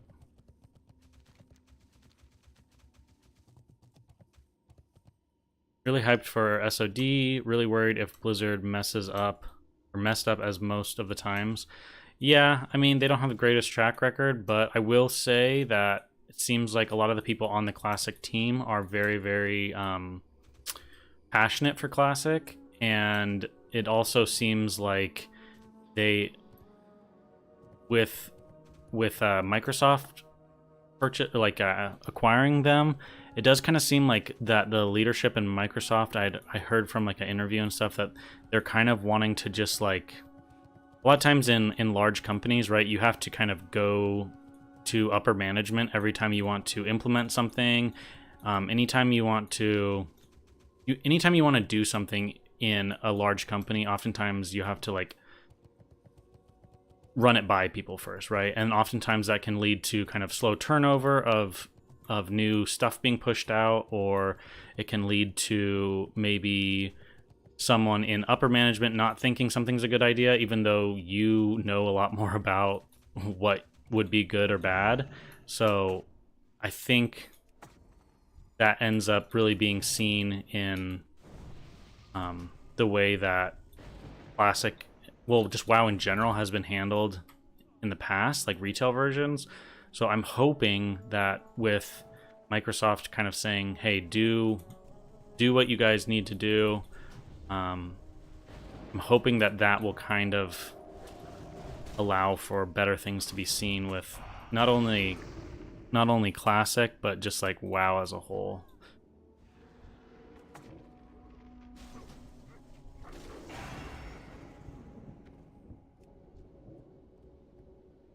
Because it's funny, I remember playing WoW, like, I remember playing WoW in, like, 2012, right? And I was in high school. I was working at a restaurant, and I was, like, a dishwasher at a restaurant. I'd always listened to a WoW podcast. I forget what it's called, but it had, like, I think his name was like Scott or whatever, but and he had his like character was like named like Gerp. He was like a hunter or something like that. But anyways, I remember listening to their podcast, and they they were talking about, you know, this acquisition with Activision, and like, is it going to change the game at all, and like, should we be worried? And looking back on that, that's kind of, to me, when WoW really took a turn after Kata. After like Wrath, I really wasn't as interested in playing WoW. So hopefully this acquisition with Microsoft will turn things in the opposite direction, but we'll have to wait. The instance? Oh yeah, the instance, that's right.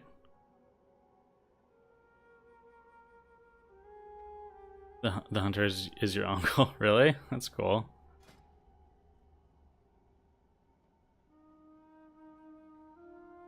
I run to befriend a druid for a decurse bot. Yeah, exactly. The problem too is like there's a lot of players that just don't, like, in battlegrounds, they don't look at anyone else. So like, for example, when I play shaman, I constantly take viper stings off of like mages, warlocks, other hunters, other shamans. I try to do a pretty good job of like dispelling people when I see that they have a debuff on, because like it's a huge deal, right? But I feel like the opposite doesn't happen to me quite as often as I'd like to see. Like, I think a lot of players don't really worry about that kind of stuff, or they're kind of too busy playing their own game. So there'll be like mages around me, and I just don't ever get decursed. So I don't know. Kind of a bummer.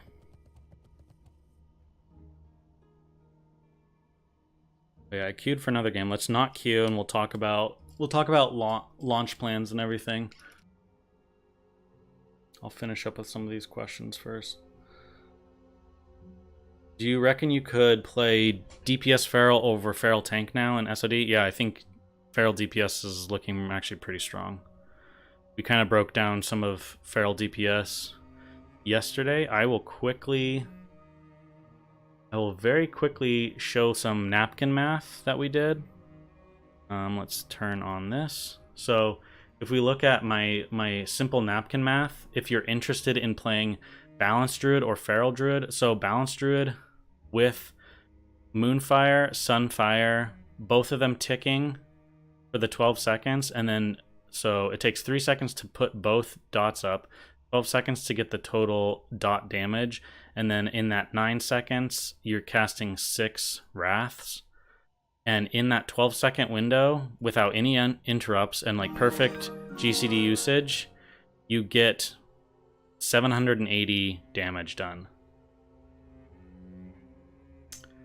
Thank you, Leslie. Thank you. Let me... You know what I need to make sure I do? Not have that hidden. Can I replay the... Let me... Here. So you get your nice little emote thing on the screen and everything. Thank you so much, man. Appreciate it. Really, really appreciate it. So then if we look back here, then you see like this is a 5-point rip with just Mangle, and it's doing 540 damage over 12 seconds. So if you have a Mangle and Savage Roar up and you rip for 5 points, you do 720 damage in 12 seconds, which this is almost as much as 780, but you'll still be doing your auto attacks. You'll still be, you know, you'll have your rake damage. You'll have your mangles that you're spamming every once in a while. So you're going to be doing way more DPS as Feral. Just saying. It feels good, man. Name on the screen. Yeah. Oh yeah, true. I forgot the emotes. Yeah. Forgot I added some emotes there. The other one? What even?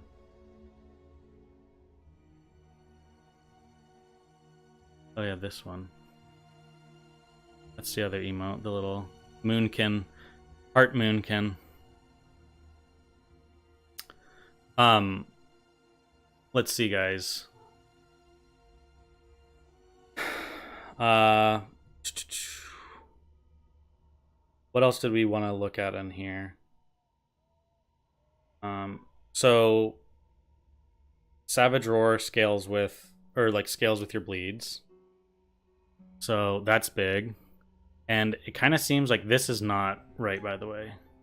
Wait, no, that's not right. This is what I was thinking the rotation would be before. So some of this stuff was before we found out the bleed stuff. I think the best rotation you can do now is going to be one Mangle, then you put up Savage Roar for just the one combo point because it's 14 seconds, so it'll be the best bang for your buck. And then after you put up that Savage Roar, then you would Rake, and then you Mangle one or two more times, and then you throw on a Rip before Savage Roar fades. And it does look like snapshotting as a thing, so if you Rip before Savage Roar falls, you get the full damage of it, and then you just kind of refresh everything. So you'll be playing Feral on your main. Nice. Excited to PvP in Ashenvale. Yeah, it's gonna be crazy. It's getting close. It is. Thoughts on the probability of them adding more runes later on, like Deep Freeze, Stormbolt? Yeah, I think for sure they're going to add more runes later on. Like, it's almost 100% guaranteed. Like, they've already kind of said it. We also have seen some data mined stuff on Wowhead that shows runes, like shows abilities that aren't in the game yet, and people suspect those will probably be added runes in the future.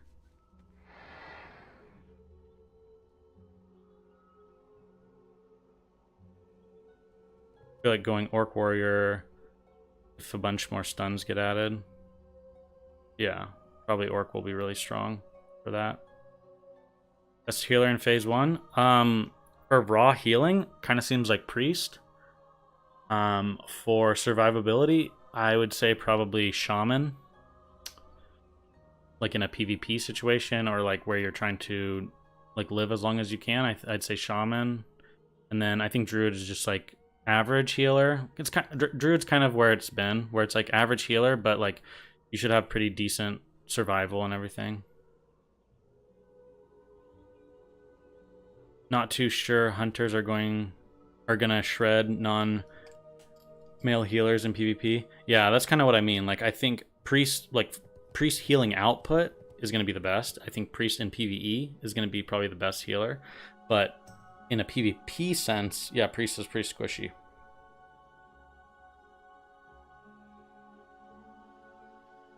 Yeah, exactly. Insane burst healing, good dispel, good healing kit. Like they have most of their healing abilities. The only thing they shouldn't have at that level is greater heal. Everything else they have. So yeah, they look pretty strong.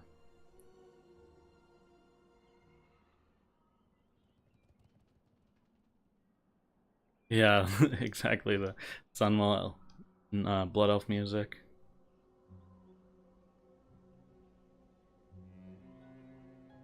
Okay, let's talk about leveling, guys. So the plan is it really looks like Blizzard is not going to be releasing servers early. Like, doesn't seem like there's going to be a name reservation. We might, like, I don't even know. I don't know if they're just going to open up the it kind of sounds like they're just going to open up the servers and people just roll, right? They just roll on a server. So planning, that makes things a little bit hard. However, I think we are just going to have to send out a ping in like Discord and just jump on whatever server we end up choosing. So I think that sounds like the plan. I'll get in there and try and create my character as fast as I can. I'll show you what, not that you guys care, but I think I'm gonna go male Tarn Druid. I had this skin color on my last Druid, and I had that face, but I think I'm going... I'm gonna go...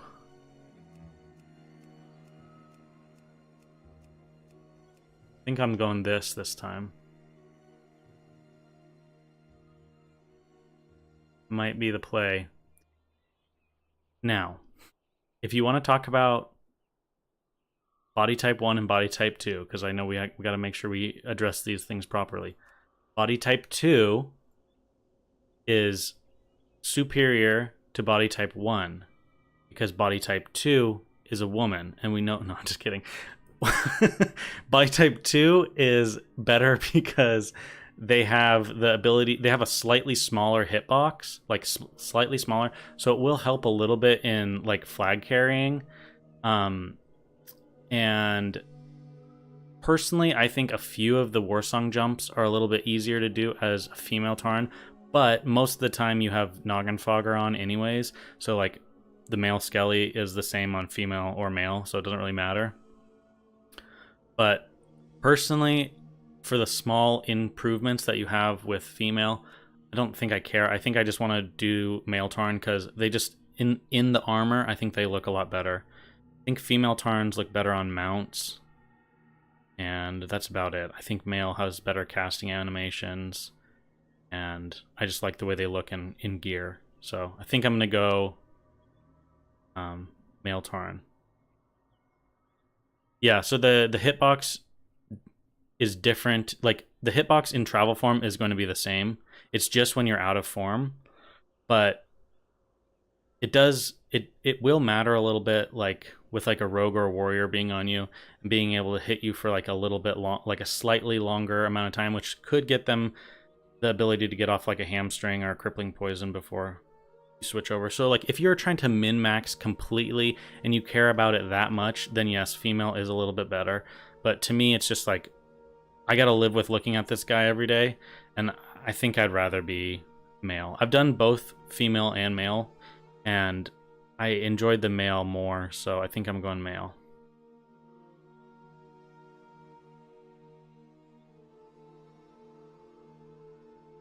Where it's the beard where it's slightly turned.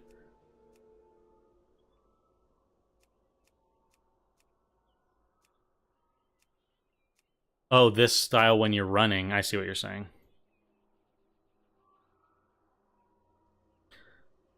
I have a hunter on Era called Stream Sniper, and a pet called Twitch Chat. Was fun. When on Onyxia, raid lead wanted Twitch Chat to move to tank position. Did you, Stream Sniper, were you a male orc hunter? Did you do some of the CDL duel tournaments early on? Or is that a different guy with the same name?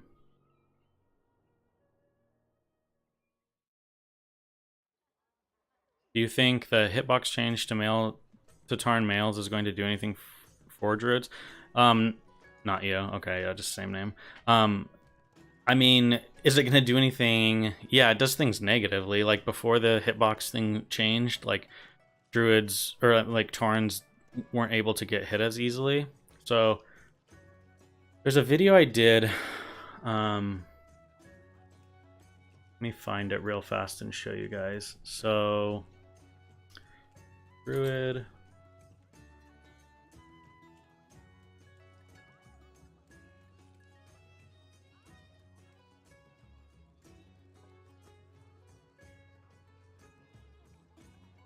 So I don't know if this is, man, my audio was bad back then. Also guys, look, see this little button? It says join. If you join, you can support me. So thanks. But anyways, when you do this farm on Princess, like you're gonna like, and this is back when this was on a private server too, so you could put insect swarm on. You can't do that anymore.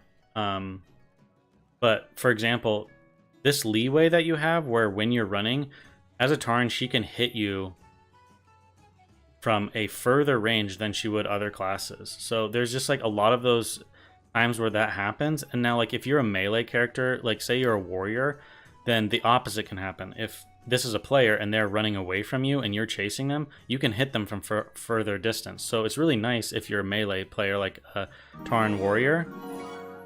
Hey man, welcome. Thank you, appreciate it.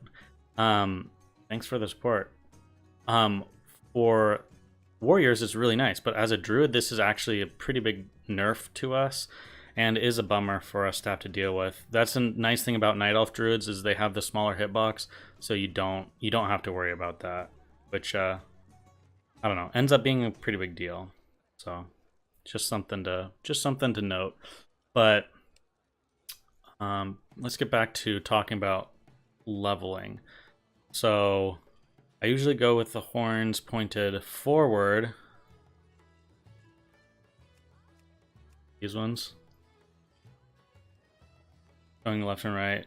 Horns clip your armor when you cast heals.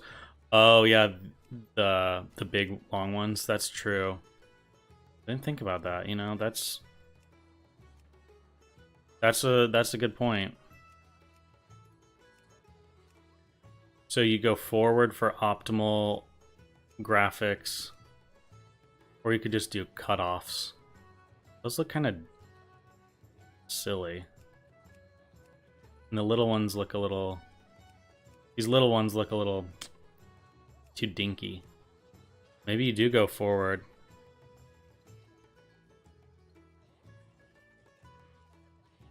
Oh, Dwama here. Okay. Hey, see, I didn't recognize your username. Tarns are the best to name for PvP, Terminator, and Supercat or Supercat. Yeah, that's true. You can do a lot of cow punny names. Bighorns Biss. Yeah, I think like on my Tarn Druid, I'm pretty sure I had these ones honestly, and I never noticed the clipping thing because like you're so big, you don't really see it. So I might still, I don't know, I like these ones. Might have to go that. And then I do the face that has like the lines on the nose.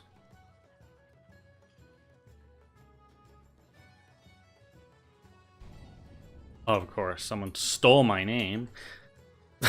Oh, even this one's taken. What? Okay. So that's kind of the plan. That'll be my character. I'm gonna give you a little tip. Give us a rune that lets us use chance on hit weapons in form. Yeah, that'd be kind of cool, actually. So the best thing to do if you're going to level a druid is, or any Tarn for that matter, is like anytime when people pick up this quest, they instantly go out to the field, right? This is my strategy. It might be a little scuffed if some of you druids do the same thing, but I come back here and I kill these ones here because not many people go back here, right? So these ones are normally up, and then I hug this fence right here. And this is the min-max strategy, guys. Not that anyone is asking, but you do these ones here. And there's normally one like right around here. You kill, yep, and then you go here. And then at this point, once you're killing this one, unless other people have been killing the ones, like these ones are normally dead, right? But these ones here normally are up, and at this point, you're almost done with that quest. And then you run down and you do the water quest here, and then you run back up, you turn those in, you sell stuff, you learn Mark of the Wild, and then at that point you go and do the cougar and the hilltop one where you talk to that guy. Now, the interesting thing about this time around with playing, guys, is we don't know where the runes are going to be. I could see something in the camp area up here, like a box, or like I just don't even know. Maybe they'll use something with this carcass here. Like, you got to think of it from a designer standpoint, right? If they're going to do an early level rune and they want to incorporate something in the game that is recognizable and it's in the starting area, those are the kind of things to look for. So like up here, I'm just gonna like keep my eyes out for certain areas like that. You're assuming the first rune will be easy to find. Yeah, I agree. I think their plan is to almost kind of take you to it. I could see something being up here in the cave. Second, let me. Here, I think we have to do the Mulgore music for being here.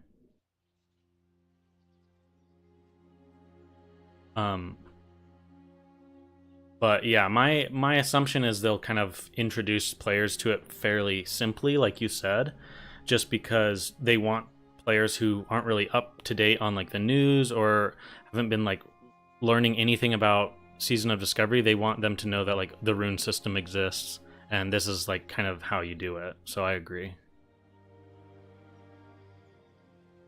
Bro, runes will be fun. Invite me for a rune messages incoming. Yeah, like, oh, I found this rune, guys. 2 gold for to let you know where it is. Kill 1 to 2 plane striders. Sell trash. Learn Rockbiter at the start before going to the well. Yep, that's a good one. I know for shamans too.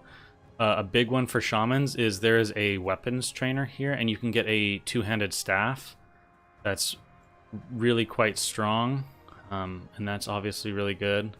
It's also going to be interesting to see what abilities we get, because I think it seems when we were looking at... So let's pop over here to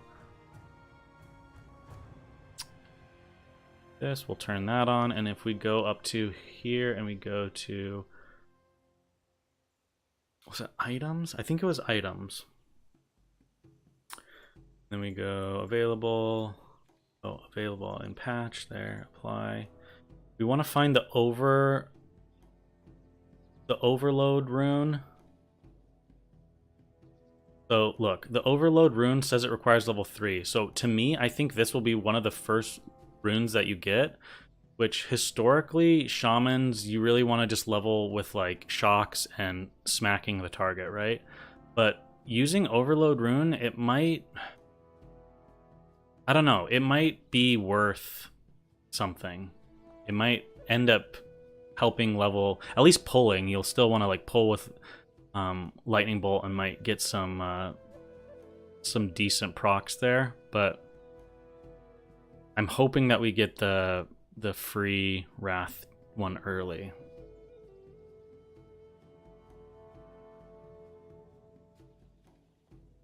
I've been acting like we haven't all watched the video of you clearing the striders above camp. Yeah, true. Yeah, with original classic, man, having like the little leveling route all planned out and everything was the way to go. I'm 100% betting there will be more changes to other aspects of the game that Blizzard hasn't announced yet. Quest changes, new quests, shit like that are all possible. Yeah, I agree, Leslie, and I'm hoping for that and I'm excited for that, but like I'm kind of trying to stay a little bit, almost be not feeling that that's going to happen, because then I won't get let down. So I'm just going into it thinking that the whole world is going to be exactly the same besides runes and Ashenvale. And then, hey, if I see some changes, I'll be pleasantly surprised, right?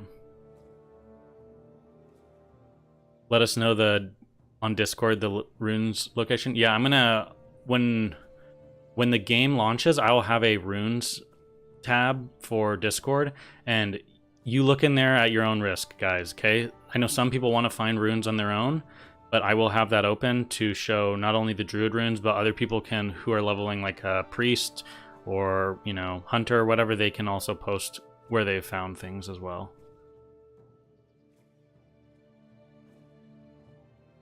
The first rune, I think they said, will be from a new quest. Yeah, I know that a quest will prompt us for the runes, but I didn't know if maybe like the quest would be like, like welcome low level druid, like we have found some ancient magic where we can use these runes to learn new druid abilities, right? And then they'll say like venture out into like, let's say this I don't even remember what this. Yeah, Bramble Blade Ravine. You know, like look inside Bramble Blade Ravine and find a chest that has a rune or something like that. You know, like it might not tell you exactly where to go. And Questy already said that they don't have plans of putting it in Questy. So it might kind of be like how old Quest used to be, where you kind of have to look around a little bit, or you'd have to go to like Thoughtbot to figure out where exactly to go.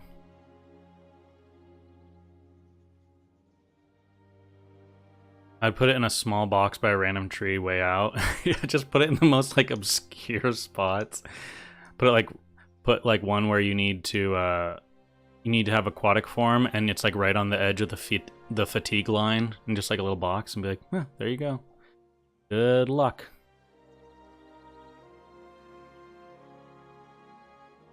Yeah. Janny, you have a good point. It might be good to create alts as well on servers that you want to play on, just so you don't get locked.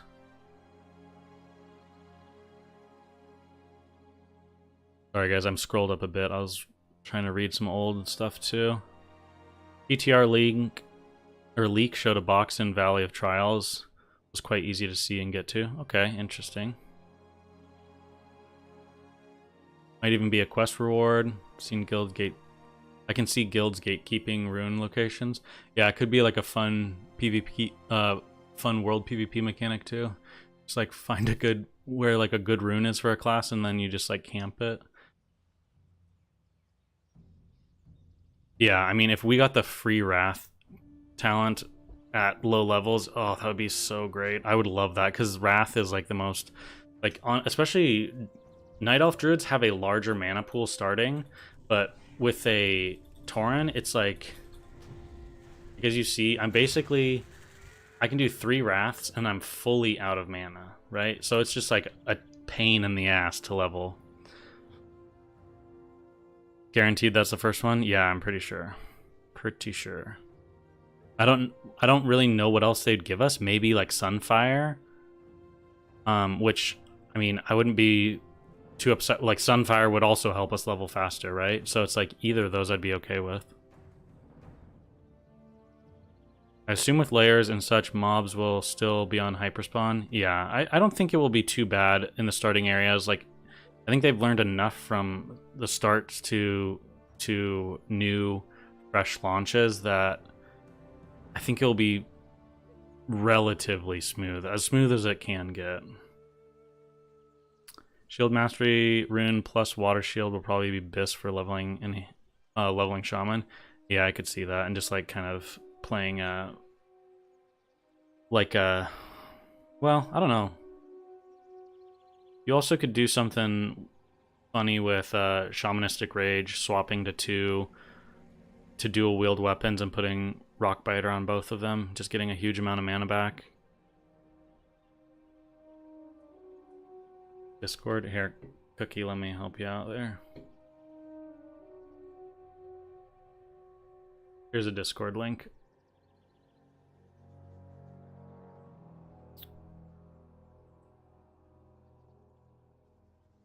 How strong do you think Druid in general will be compared to Shaman? I have trouble choosing which one of the two to play. I think on a simplistic level, like, I have a 60 Shaman. I love my Shaman. I do crazy amounts of damage. I have a lot of burst. It's a ton of fun to play, right? However, I don't really think that you can compare Druid and Shaman in a way, because Druid is so much more of like you have a little bit of burst, and you probably will have more burst in Season of Mastery, but it's a little bit more of like a playstyle that is a true hybrid playstyle, where you're like having to use your different forms, you're having to kite a lot. You can't really just like sit there and DPS. You have to play around like your heals and running away and stuff. So I think they're just very different.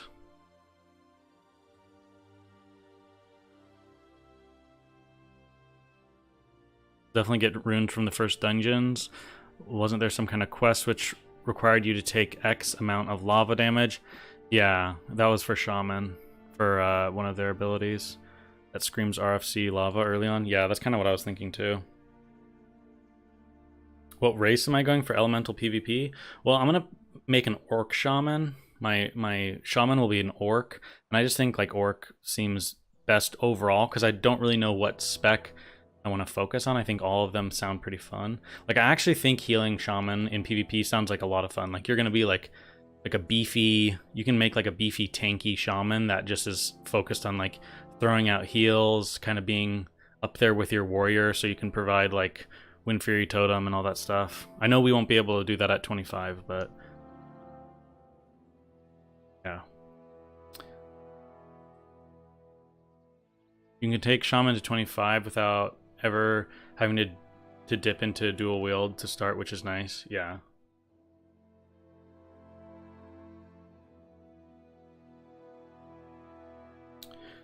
You shouldn't care about which is better. Oh, this is in regards to Druid and Shaman. Both are good. Yeah, they both will be good for their different reasons. It just comes down to like personal choice of like what you want to play, what you resonate with more. Another reason besides the clipping, when the forward horns, is that you go cat, form you pretty much same model. That's true. I didn't think about that. Yeah, you do have basically the same horns.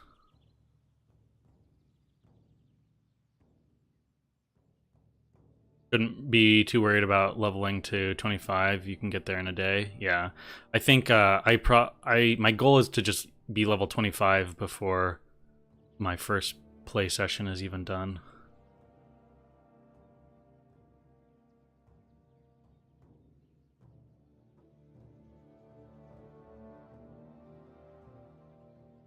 But we will see. I think things are looking pretty strong for the first day of Season of Discovery. I think we'll be able to get quite a bit accomplished. Mulgore is the best zone. It's really nice. I love it. The only downside to Mulgore is there's a lot of walking. Like I really feel like Mulgore was designed for planeswalking for Taurens. Like it'd have been nice if we didn't have to run everywhere. It just takes a long time. Am I playing on EU? No, I'm playing on NA.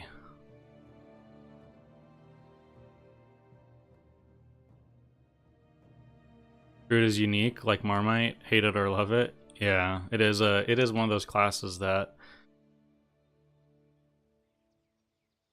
I feel like not many other classes are like that. I guess maybe like maybe Hunter. A lot of people feel kind of similar to Hunter. They either love it or hate it. Yeah, Shaman healing, it does seem like it's gonna be crazy. Like think of if you're in like a team fight. Let's say it's like 10 on 10, right? And several of your team members are low health, and they have like a pretty beefy like warrior in enemy front lines. So you flame shock the warrior, and then you pop ancestral guidance, and you heal your teammates, and the warrior just dies because of your healing. So you're like healing your teammates and helping them, but also the warrior just basically gets one-shotted from all your heal. So kind of cool. That's a fun thing about this is I think we're going to do a lot of testing of different runes and play styles and everything before the first phase is over, and I think we'll be able to kind of figure out what we think is fun and what we enjoy playing. Do you think the NS builds will still be the best hybrid specs at 60? I think now that we had some, show you guys this little sneak peek. If we go in here and we type in revival, was it? No, it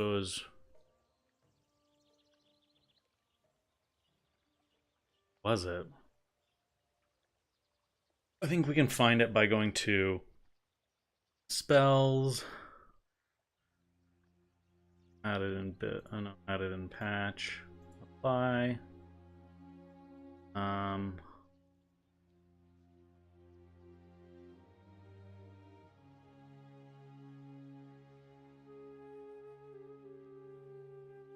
Guys, we're gonna find.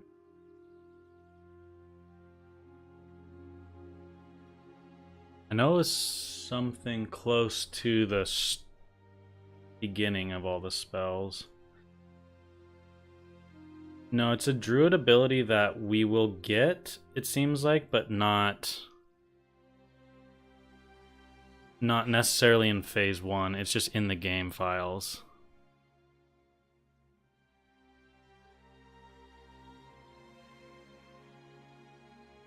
Where is it? There's Fury, no. It's it basically gives druids a, oh, here it is, renewal. So it's instantly heal yourself for 30% of your maximum health. Usable in all forms. So before, if you wanted to take a potion in let's say bear form, you had to leave form and then re-enter form. So as a tank, if you wanted to use a healing potion, you had to time it between the mob's auto swings or something like that to make sure you didn't get one shot.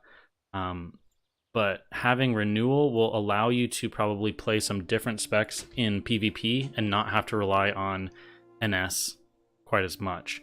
Because right now, if you don't go into nature swiftness for that instant cast heal, it's really, really strong in PvP. So if you don't have it, it can kind of hurt you. But I think this will kind of give some more gameplay options.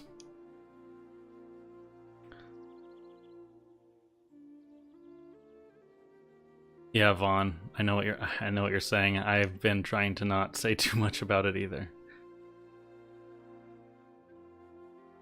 I don't think people should care about what class they want to play. It's 25. Your druid or shaman get the opportunity to get 25 to both easily. Yeah, that's true. Not really liking the druid leg runes, wanting to do a hybrid of bear DPS will suffice with all the leg runes. Didn't support that unless Star Surge can be used in bear form.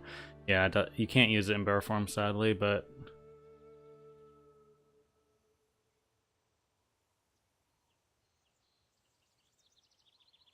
yeah, Sunfire you can use in bear form if that's what you're asking. Damage rune means you pass up Earth Shield and Shaman Rage, though. Yeah, it's more of a situational one, right? Like I could see it in large fights being useful if you're not really being focused. Hard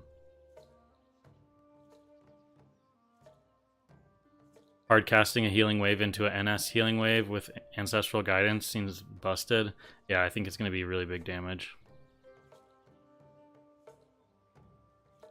They haven't said anything about batching an EM, so it seems like you'll still be able to do your double elemental mastery burst stuff that you have been in the past. Ancestral guidance with lava burst and a NS heal will be huge healer burst. Yeah. I just think that a lot of these spells we gotta just wait and see too, because they might be so strong later that they get changed. What server to pick so you don't have to worry about faction imbalance? Well, that's the problem too. It's like so as a guild and a community, we personally wanted to find a server that had a really, really large population. Okay, large population means the world feels alive and there's a lot of activities and a lot of things going on. It's easy to find groups. It's easy to find people in world PvP to fight against. There's going to be a healthy population for a long time to come, which is kind of the big issue with servers in the past, is a lot of them have kind of died out. So that's important, but Blizzard has stated, it was actually a tweet from, I think, Agrand, and he said more or less that they're planning on not releasing servers early. There won't be name reservations. There's not going to be any of that kind of stuff, because he says, like, with min-maxing culture in WoW and everything, people just end up flocking to one server and then all of them die. All the others die. And you have just like this mega server that has huge queue times and everything like that. I get that. But the problem is it will suck to be one of those people that accidentally picks the wrong server. So we have talked also about the RP PvP server. The reason for that is because a lot of times RP servers, even if you're not into role-playing, which is completely fine, I myself am neutral on it. I think some events with role-playing can be tons of fun and unique gameplay, but it's not make or break my experience in Classic, right?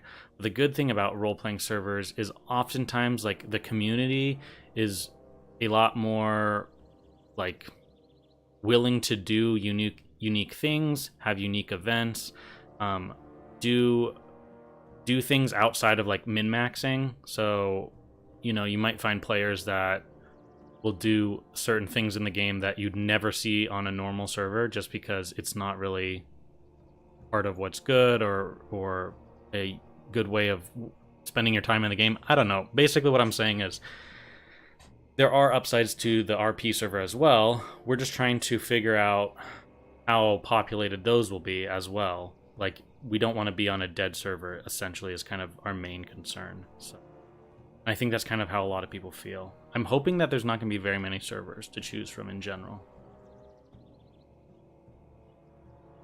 Mages getting res, but still none for Druid. Yeah, I noticed that too. We haven't seen anything for Druid, so we'll have to wait and see.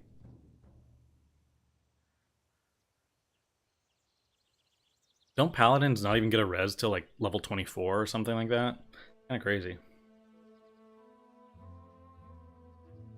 NS build at 60 will be mad. Imagine triple dot star surge kiting. Yeah, I'm curious to see how things work at 60 though. Like whether you'll still want to be like playing really hybrid, or if like balance and feral will be buffed to a point where you can just like play a purely balanced build, and do like good enough damage and sustain and everything to justify using it for PvP. I thought we got a batch change in phase 5 or 6 of Classic, which meant we couldn't do the EM combo. I mean, no, we still can do the EM combo. I think they stated with the batch change that they still were going to allow EM to batch. Large population is a 6-hour queue. Yeah, pretty much. They also have stated that they've upgraded their server technology and kind of like the way they do everything. So it does sound like the servers can handle a lot larger amount of people, because I think just after seeing all the other launches with server time queues and everything on Classic, it's just like they needed to do something. So I'm hoping that queues won't be too bad, actually.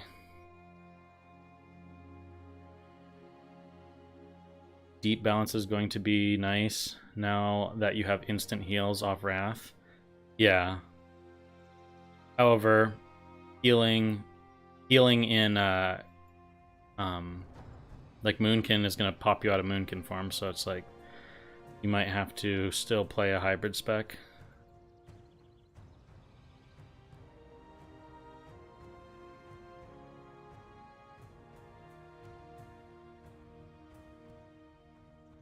I think Ravager is a nice addition to have as a melee class, since most melee classes have more abilities to press in SOD. Yeah, we'll have to see. I think it has its place in certain content, but I don't know if people will want to use it all the time at level 40. Every time I came back to play Classic TBC Wrath, the servers I were on died. Yeah, David, that's kind of like the big concern. It's like pretty much my main worry right now with Classic is like I really want to pick the right server to not have to deal with.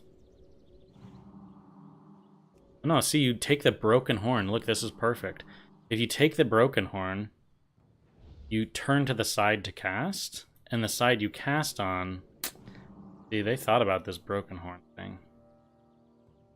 You're good. So many people have joined the Discord hype today.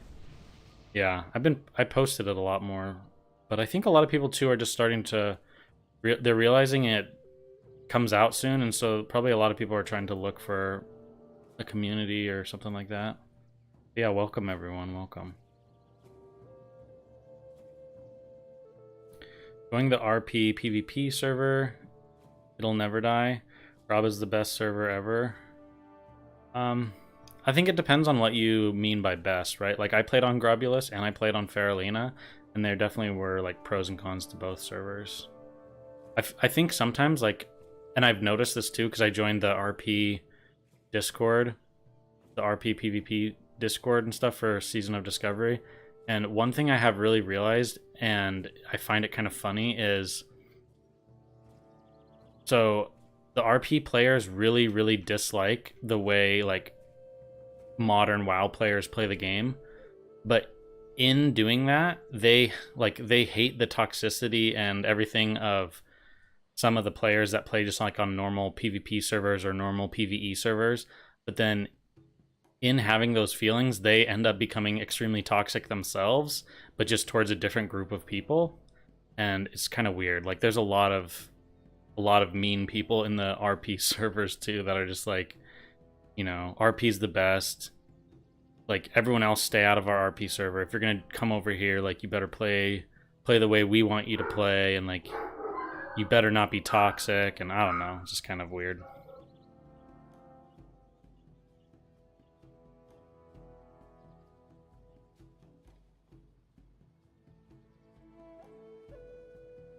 Level 10 or 12 for Pally Res? No, I mean, I had a Pally in Classic. You get Pally Res like at level 24, I think. Unless I'm crazy. Let's look. Database spells. Abilities. Paladin. Holy.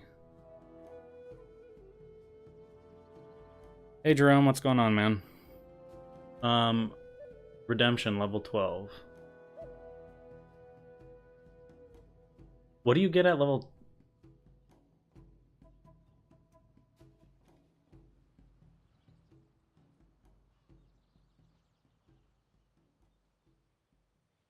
What do you get at like level 20? What is something that you don't have?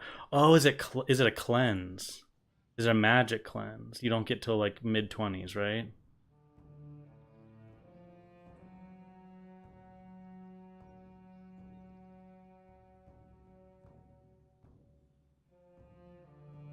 Ew, you get cleanse at 42?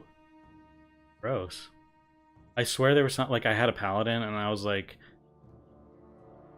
oh, you get your second rank at level 24, your second res rank. What if like I just like didn't have the first rank of res and I was just like waiting? I was like, oh man, I got to get to 24 to get res. Maybe I'm just stupid. Maybe this is a user error, because definitely you get rank 2 res at 24. I'm probably just like, I probably am just dumb.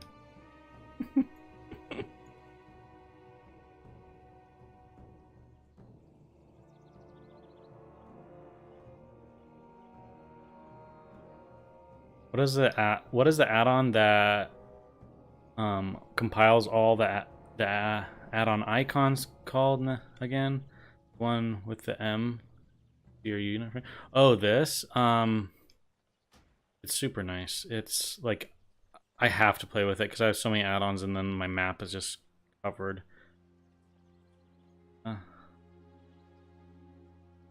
Mini map button. Yeah, mini map button. This is really nice to have. And the cool thing is you can move it to other places.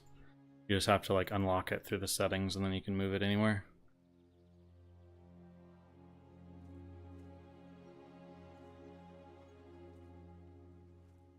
Thanks for answering my questions so far. You're my favorite pre-SOD streamer. Keep up your work. Thanks, man. Appreciate it.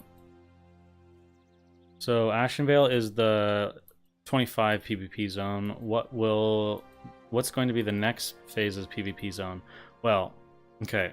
This is not my thought. This is someone in the stream said this to me a long time ago when we were talking about SOD early on when it got launched. And I think they made a really, really good point, okay? So at level 40, some people might be like, oh, STV. STV will be the PvP zone, right? But they made a really good point. They said Gnomeregan and Scarlet Monastery are going to be probably level 40 dungeons that we do, or level 40 raids. Now, if it is level 40 raids of Gnomer and Scarlet Monastery, if you think about it, Dun Moreau is an alliance-only zone, and Scarlet Monastery is a horde-only zone. So they were thinking that there might be some kind of PvP events in both of those zones, and they would actually make those zones contested, so they wouldn't be just like horde or alliance only. Because to be honest, if like Scarlet Monastery is horde only, there's gonna be so much griefing that happens there because you can't really do anything about it.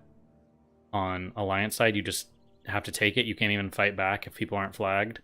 And then same thing goes for Alliance side. So I thought that would be kind of interesting. Oh, is that you, Zaki? Yeah, you had some good ideas early on, man. But I thought that was interesting.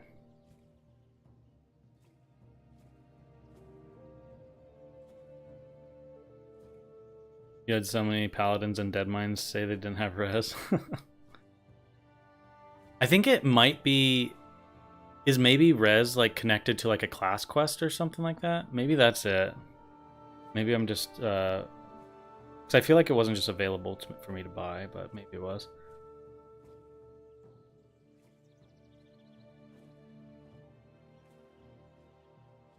I know you're making a guild for SOD. Have you made any alliances yet with other guilds? I think, yeah, Rathi Highlands would actually be a cool zone for that stuff too, Jerome. We don't really know what server we're going to go on yet, Jerome, so it's kind of hard to make any kind of alliances, because we have talked about, like, possibly looking at the RP PvP server, just because there's so many good, like, events that go on those servers, and like a lot of world PvP, and some unique stuff happens there. But I just mainly, my focus is I want to find a server that has like a good healthy population. So we might feel that it's not really like the RP server, maybe just doesn't feel like it has the population we're looking for, but I don't know. We're trying to gauge things a little bit. My guy, Gnome and SM won't be raids. Too iconic, as with Ashenvale at 25 getting Warsong Gulch.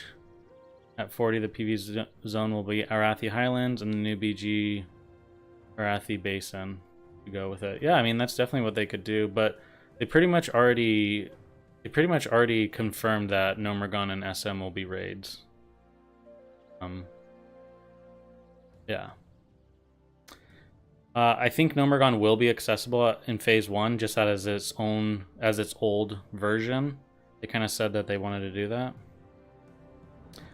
Okay, the level 12 Pally res requires 10 linen cloth for quest. Yep, that's probably why I didn't have it.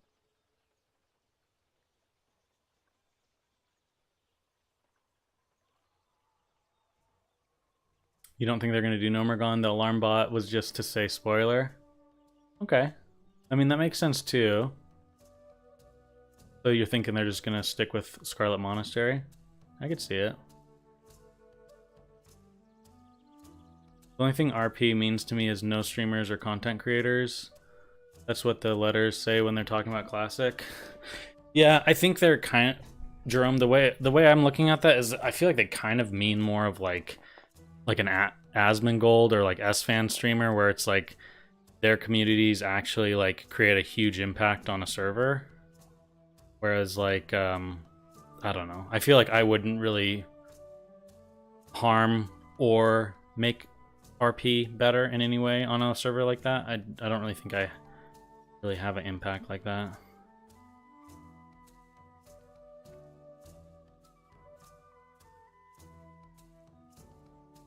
Arathi sounds like the logical choice, and Ashara would be level 50 sen, or 50 then. Yeah, Ashara at 50 would be pretty cool.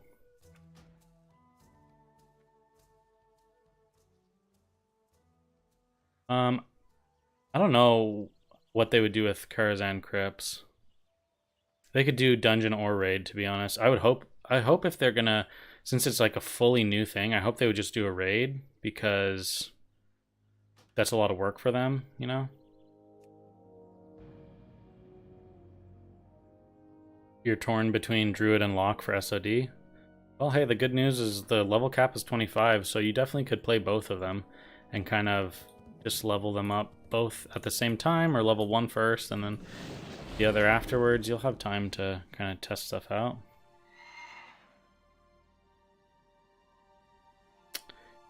I very much want to be on the Asmongold server. That's what I imagine makes PvP the most possible fun.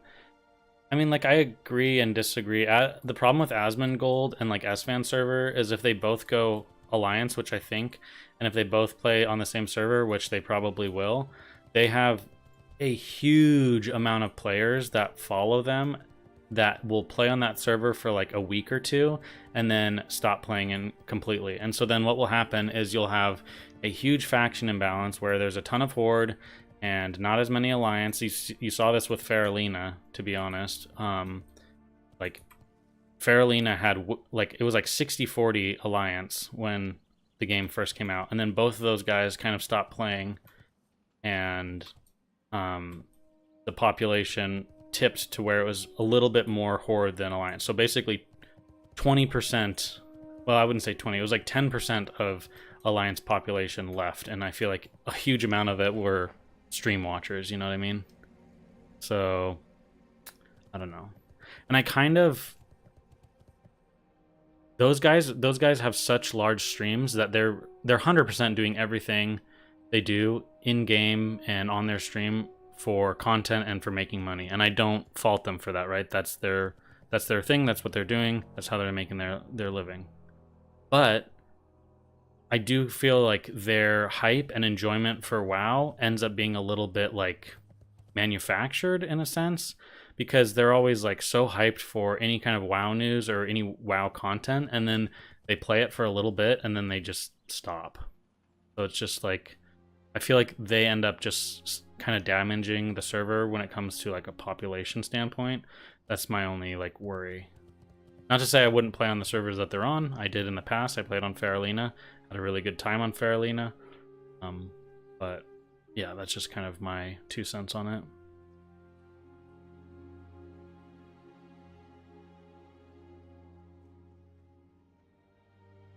Your goal is 4 characters week 1. That's a lot of gaming. That's a lot of gaming.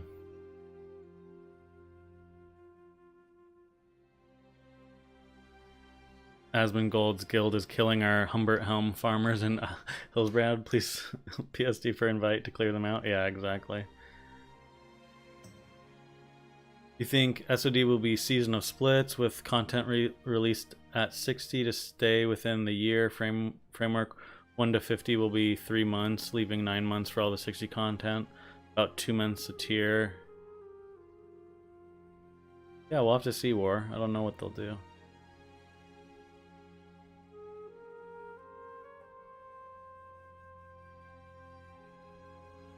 That did happen originally on Faralina. I always avoid streamer servers.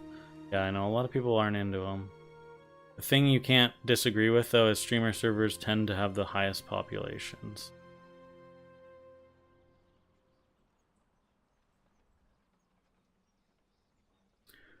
Alliance looks so much stronger on Faralina, and then everyone quit on Alliance. Yeah, exactly.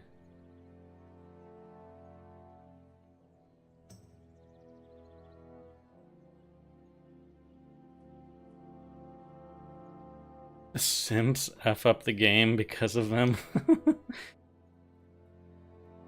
Routes are sharp, just debating on what order, and postpone the rogue depending on how guild's doing with BFD. Yeah, you have to also look at things, Zaki, about like runes can change a lot of things too. So runes might make leveling quite a bit faster. My goal is I'm gonna level to around 16 to 18, depending on like what pace other people are at. Like if I'm level 16 and there's like a lot of people at like 17 or 18 and they want to start, I'd love to jump into dungeons. But if I'm kind of like ahead of the pack, then I'll probably get a few more levels before jumping in. But my main goal is just to get into like Wailing Caverns pretty fast, get a few of my good pieces of gear, and then once we've gotten everyone in the group the gear that they want, and we're all like in our like mid, like I don't know, like 21 or so, we'll probably head over to like Dead Mines and try and get in there, see what the PvP is like there. That might be hard to get into the Dead Mines at first, but get in there and get the items we need and hit 25 and then get farming other stuff. Check out Ashen Vale. I don't like have a huge like leveling route per se, because I don't really know where things might send me in terms of trying to get runes. And since it's only level 25 as the cap, I don't have to be like too perfect about a route. I can just be more I don't know, a little more open to kind of getting lost or coming back to something a little later after I finish something.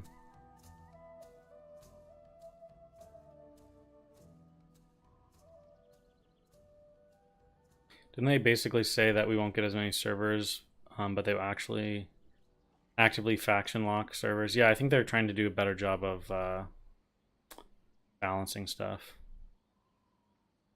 Might change some quests. Plus, pre-bis farming is so important. Probably the best play is just lock yourself in dead mines from 22 to 25. Yeah.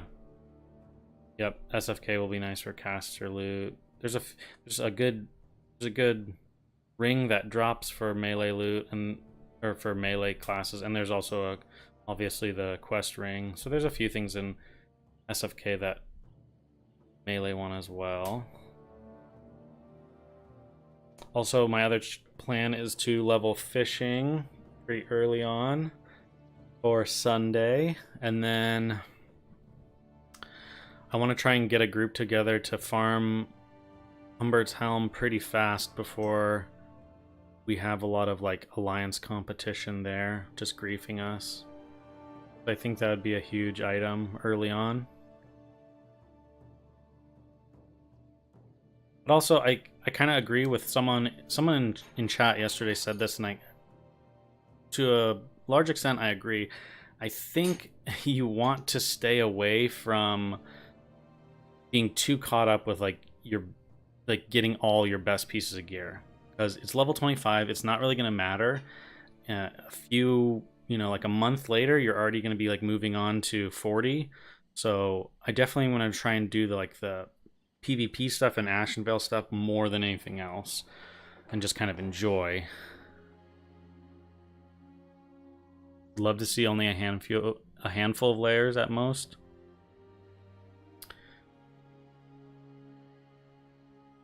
Best play is to understand the most accessible pieces that are near BIS. Yeah, pretty much. Just like stuff that you can get fairly quickly and easily. Funny story, raided with you for a while before a friend who wasn't raiding showed me your content and noticed on your stream we were in the same MC. Oh really? What guild was I in at the time, Zaki?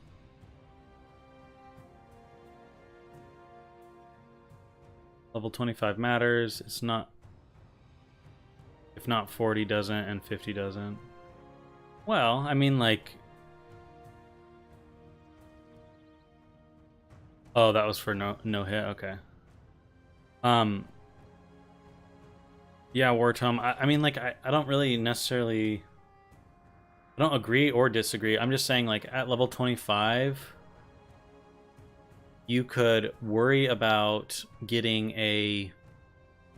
You could worry about getting like a bracer upgrade that maybe gives you 2 agility more than something that would be really easy to get. And so I'm saying you might spend 2 or 3 days farming for that bracer.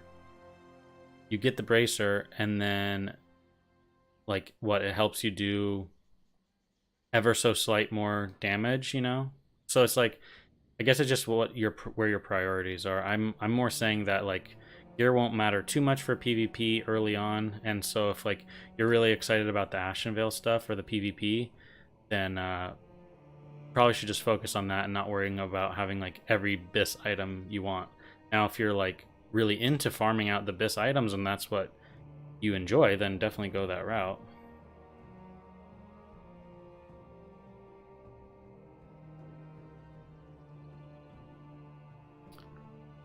Shaman flag carrier time? Yeah, I think Shaman's gonna be super strong at 25. Finally a content creator that gets it. Don't focus on min-maxing level 25, enjoy the game, and go do loads of PvP. Yeah, well, I mean, that's what I gotta tell myself too, because like there are times that I'll be like, oh, I could get this slightly better upgrade,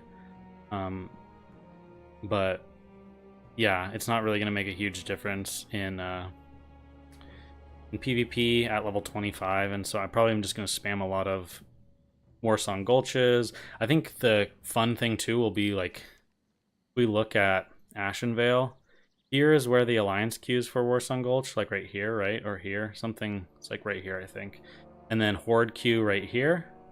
They might keep them right in the same spot. Maybe they'll move them with some changes to the map. Who knows? But regardless, you definitely will be able to queue for Warsong within Ashenvale. And I think the play is like queue for Warsong and then just like run around looking for world PvP while you wait in queue. I think Ashenvale is just gonna be tons and tons of fun.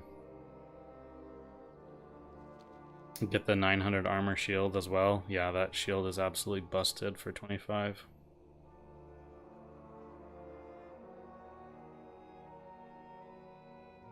Do I know if era war games work? I need to practice jumps. I don't actually know if they do.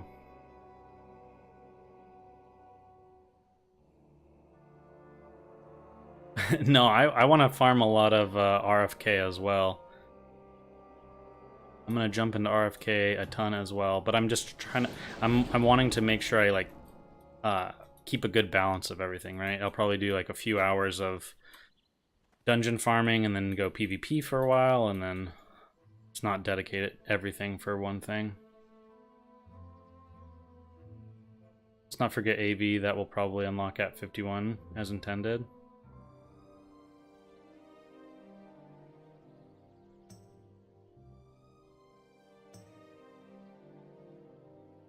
No matter where they place the faction bosses, the horde can just fly back and forth. Yeah, that's true. I was thinking, I feel like there'll be a alliance flight path up here, or like at the very bottom of Darkshore. The reason for that is obviously horde have 2 flight points. Alliance just have 1, correct? There's no other ones here. There's one right here in Ashara, but beyond that, that should be it. So yeah, it'd be very nice if Alliance got one here. Plus, then it's kind of a cool area for PvP because you have 2 flight paths that are really close together. This whole Zoram Strand area is probably just going to be loaded with PvP and corpses, and I'm excited for that stuff.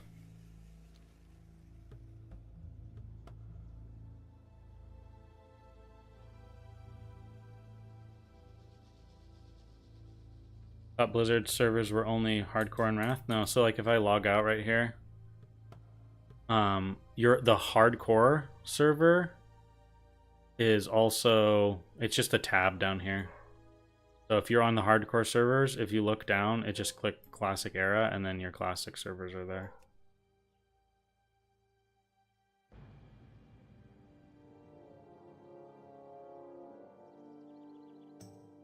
Yeah, there is going to be a Zoram Strand portal. I did see that on the data mine. However, we're not sure in what. It looks like it kind of is like it looks kind of like a mage portal to me almost. They're using the same art style. They're using yeah, the icon and everything. So we'll have to see. I'm not sure if it's a mage portal that they maybe learn, or maybe it will be a portal that's usable after you finish the raid, and it's just at the end of the raid, and all it simply is doing is porting you out. Just too many things unanswered at this moment that we can't really like say one way or the other.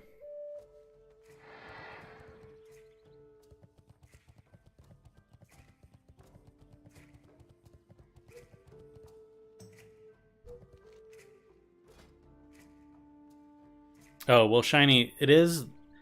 So you still have to wait till the 30th to play Classic Season of Discovery. However, right now you can play Classic Era. So it doesn't have the rune system. It's just Classic WoW. It's just like, it's the hardcore servers, but not hardcore, right? So it's like, you can die, you can do PvP, all that stuff. It's just like the OG WoW servers.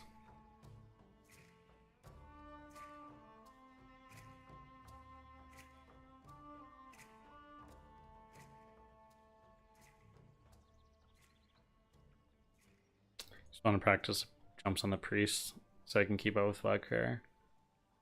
Yeah. Oh, by the way, Eb, I just found a way to get the enhancement AP or shaman AP even higher today. Really? What's your tactic? Is it Blood Fury? Blood Fury, double rock biter, pop in shamanistic rage. I feel like if you get it much higher, you're not even gonna be able to. It's like the mana's just gonna go to waste because you won't have a large enough mana pool. Yep, that's it. Okay, yeah, I know the shaman attack power stuff with shamanistic rage. It might have to be nerfed a little bit. I don't know. 2 times Rockbiter with Blood Fury is 911 attack power. Yeah, that's insane. That would be, let's see, calculator. 911 divided by, no, let's do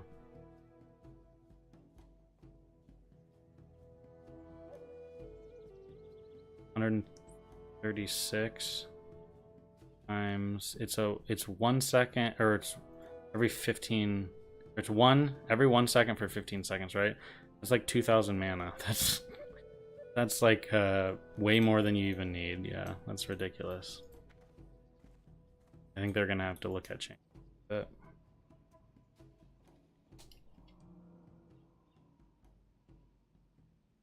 do you see the RFK quest? Throne of the Crawl. No, it's probably one I've seen before. Oh, it's an alliance quest. Oh, you mean this one? Oh yeah, yeah. This one you can't get this one yet. This quest is for 29. You could get it on level 29 Twinks because it was like you were level 29, but capping at 25, you won't be able to pick this one up, sadly.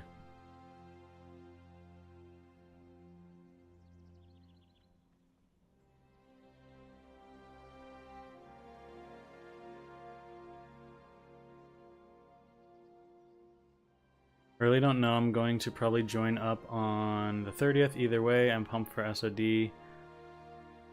Do we know if there will be PvE servers for Alliance and Horde? Again, this time I prefer more peeps with PvE. Yeah, there'll be PvE servers. I don't know how they're going to do the PvP events in PvE servers, but yeah, there'll be PvE servers.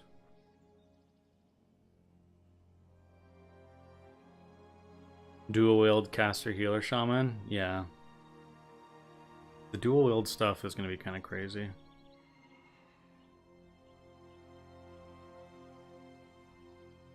I think gnome with battle chicken is strong. I'm worried about it. It seems unfair.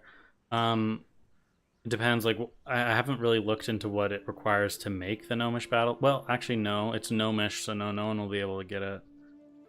Gnomish engineering requires level 35. It's a quest at level 35. So any of the gnomish or goblin items you won't be able to get in phase 1. So like the gnomish rocket helm, technically a level 25 gnome could get it, but no one will be able to make it.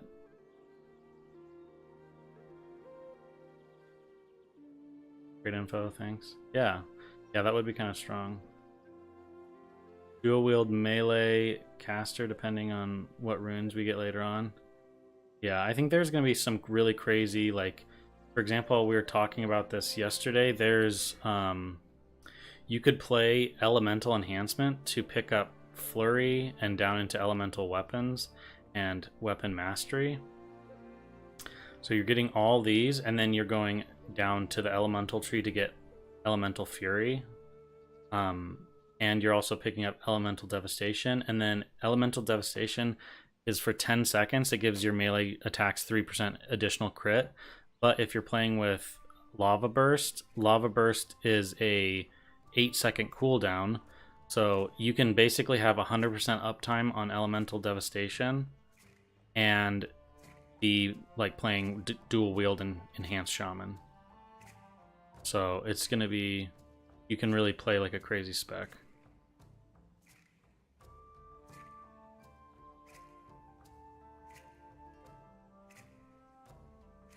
The quest, actually, the quest you gotta check is the Corruptor. Okay, let me look at that. Corruptor.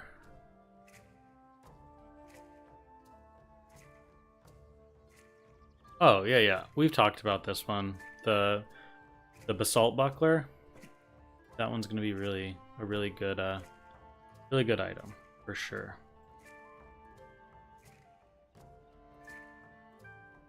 I really hope we get something like Maelstrom for enhanced. Well, we do have this.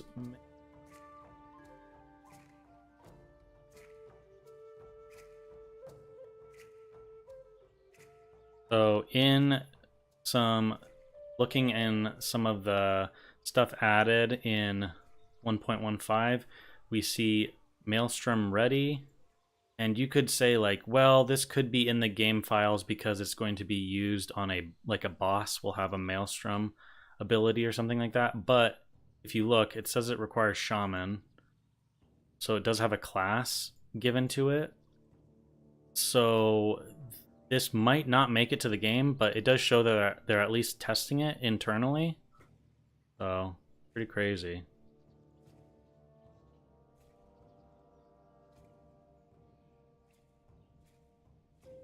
Would we accept this? By the way, this queue is taking forever.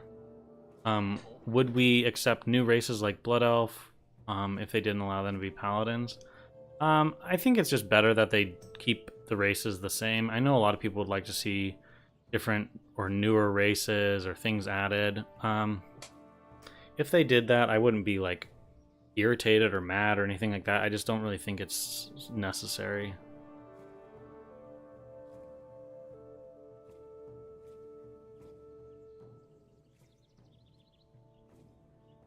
One might be the rune requirement for overload.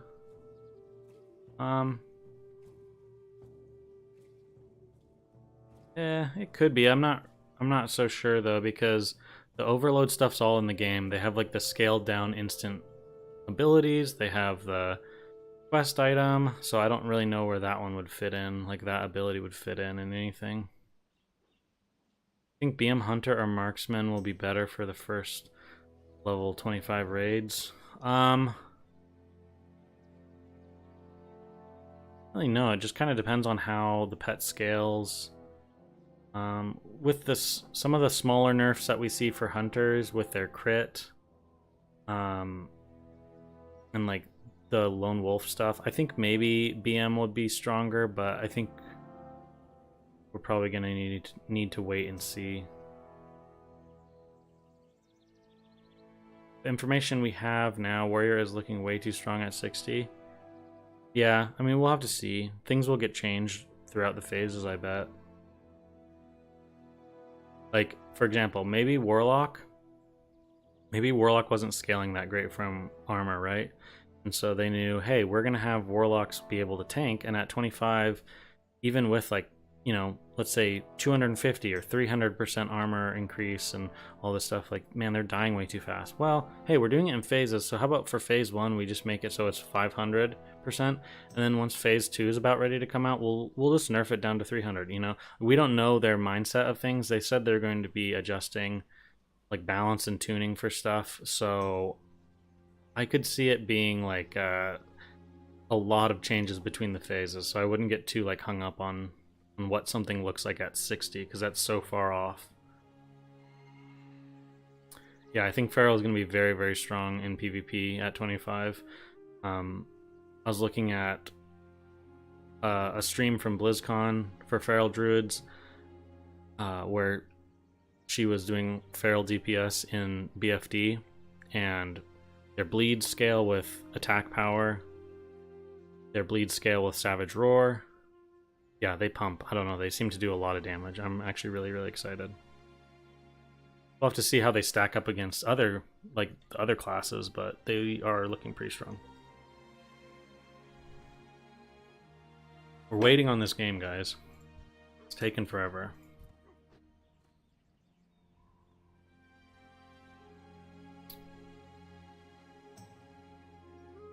Undead armor looks silly. Troll feet are weird. And you want to add ogres? I'd love to see them try new races instead. Ogre for the Horde and High Elf for Alliance or something. Yeah, not Sid. I wouldn't mind seeing that stuff too. I think it'd be kind of interesting, but yeah, who knows? Who knows what they're gonna do? I just hope that they're willing to do more stuff like this in the future. There we go, finally.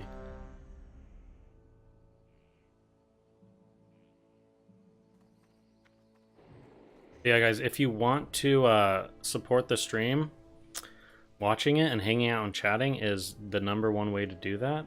But if you also want to, you can join. It's down below. It's right next to the subscribe button. And you can join for like $3.99 a month. Get a little icon next to your name. You help support the stream. With that money from joining, I'm going to be able to dual stream on. It's really annoying. I used to dual stream on Restream back in the day, like 4 years ago or something like that. And then they made it so it costs, like, you can still do it, but it has like a watermark and it's not really optimized.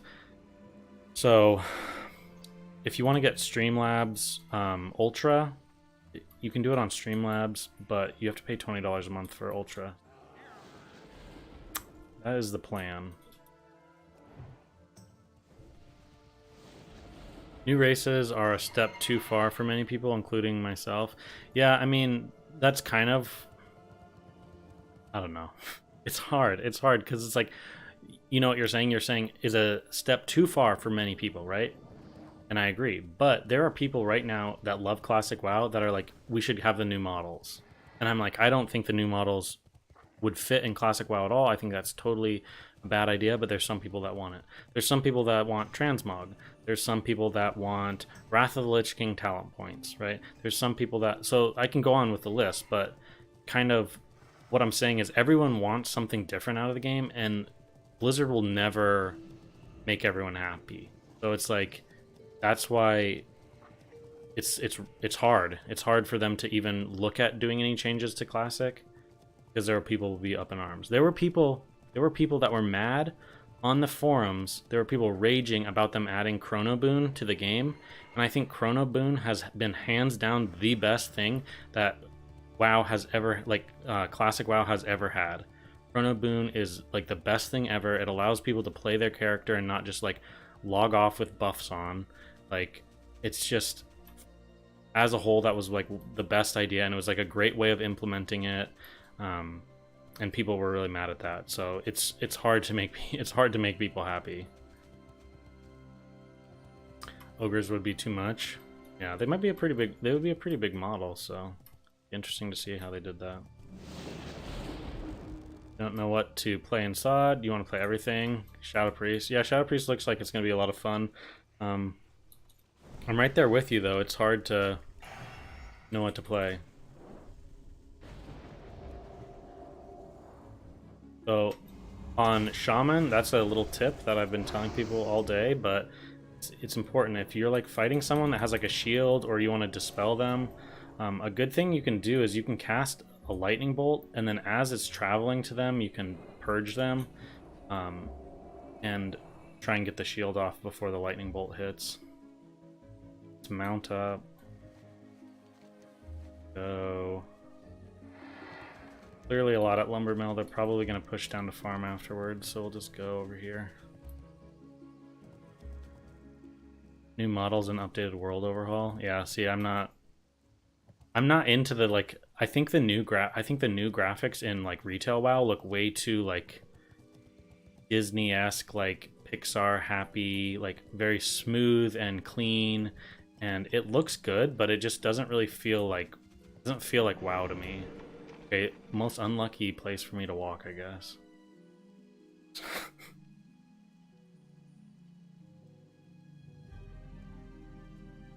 Do I think Chrono Boon should drop world buffs on death, though?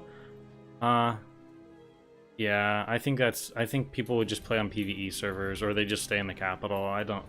It's like why I don't really like why I never played hardcore, and I have no interest in playing hardcore WoW, is it's just like, it essentially kills like a good chunk of the game, right? Like, what's the point of me doing anything somewhat risky in hardcore WoW, right? And I think half the fun of the game is getting out in the world and doing things. And if you dropped chrono, like buffs on chrono boon death, I think no one would leave. They'd just sit in the town.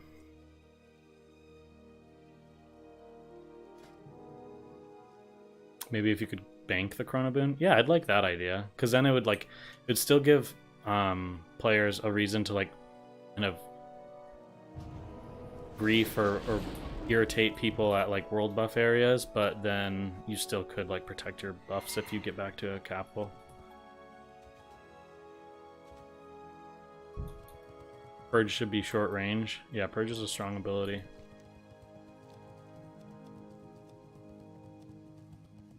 What do you think Shaman will do in SOD? Yeah, Shaman seems extremely strong right now. Extremely strong. I could see them getting nerfed in the future.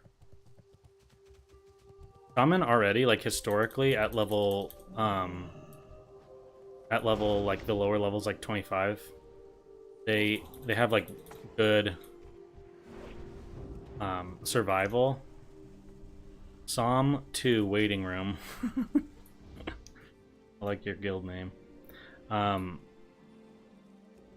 Yeah, so that's kind of how I see it, where it's like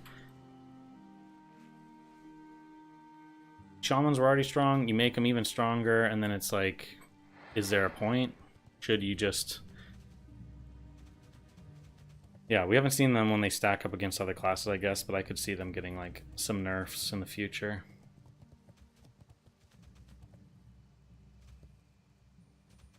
Yeah, they're way too bouncy. The new models are like they all... I noticed that about the Pandaren. When the Pandaren came out, the Pandaren model was like really bouncy, right? And then every model is like that now, and it's just like, ugh, I can't even. Like when I've gone back to play retail or check out my old account, it's just like, can't do it. Drives me insane. But I guess if that's what you've gotten used to, then you might like it.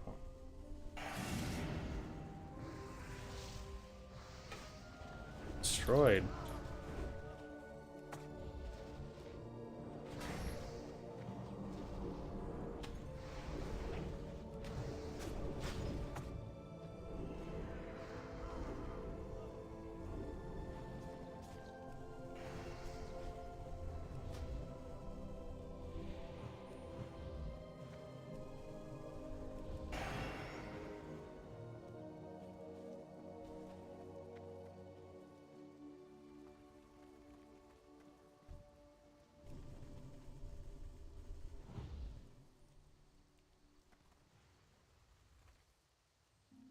Oh, back in the day with more realistic models, yeah, they didn't like WoW's art style. I could see that. I think it's just what a lot of people have gotten used to, right? Like, the WoW art style I'm used to, so that's kind of why I don't want it changed.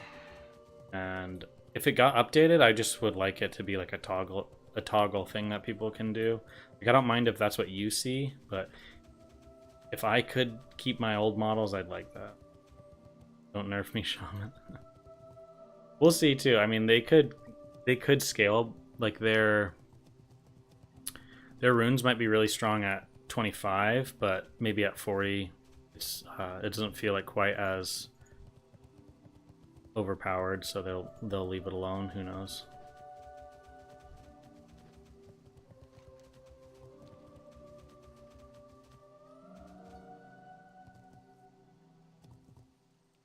Missed 7 minutes, but two times speed got you back. Nice. What do you think about balanced druid rotation? What do I think it will be? I think it'll be... it's hard to say. It just kind of depends on how their dots scale and everything. Like, whether it's... That's a bummer for you, dude. I grounded that guy's his palm pyro. I think that's the same guy that was like... That's the same guy that was camping the flag or the spawn location in Fellwood. Actually, who that was. Let's go kill him.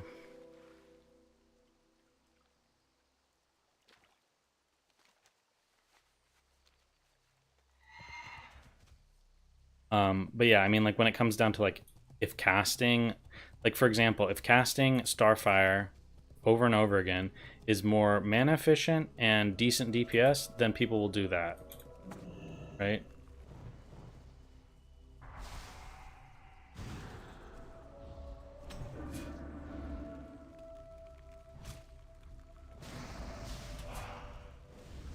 He's gonna kill me because of this stupid guy.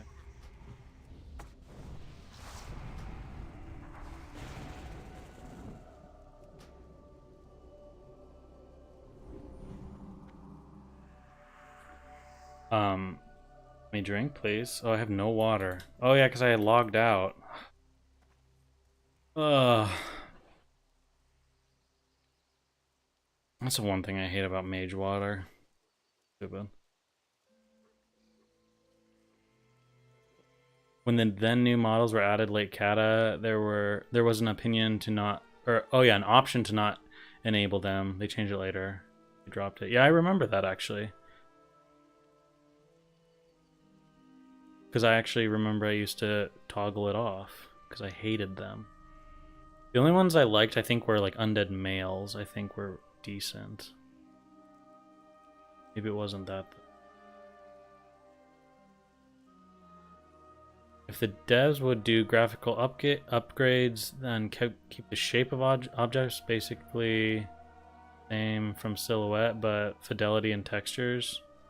Otherwise, no need. Yeah, I kind of agree with that. Like, if they wanted to update, like, pixel count, like, texture value, like, all that kind of, all the back end stuff that's, like, not going to really change how things look, but just give it better feel in game, I could get down with that.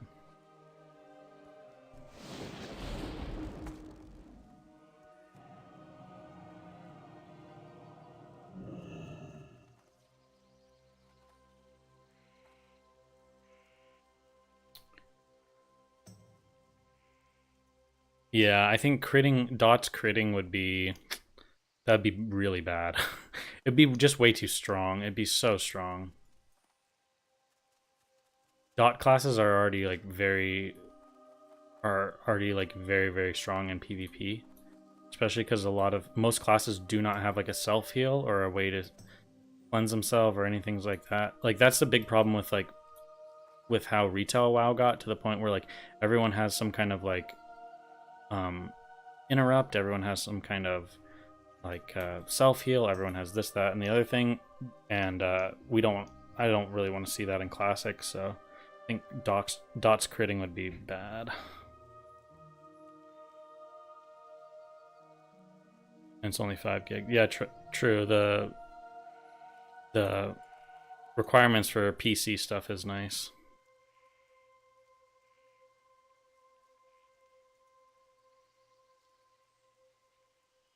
They will have to let Priest, Mindflay, and Shadow Word Pain crit if they want to do decent damage endgame without the crit.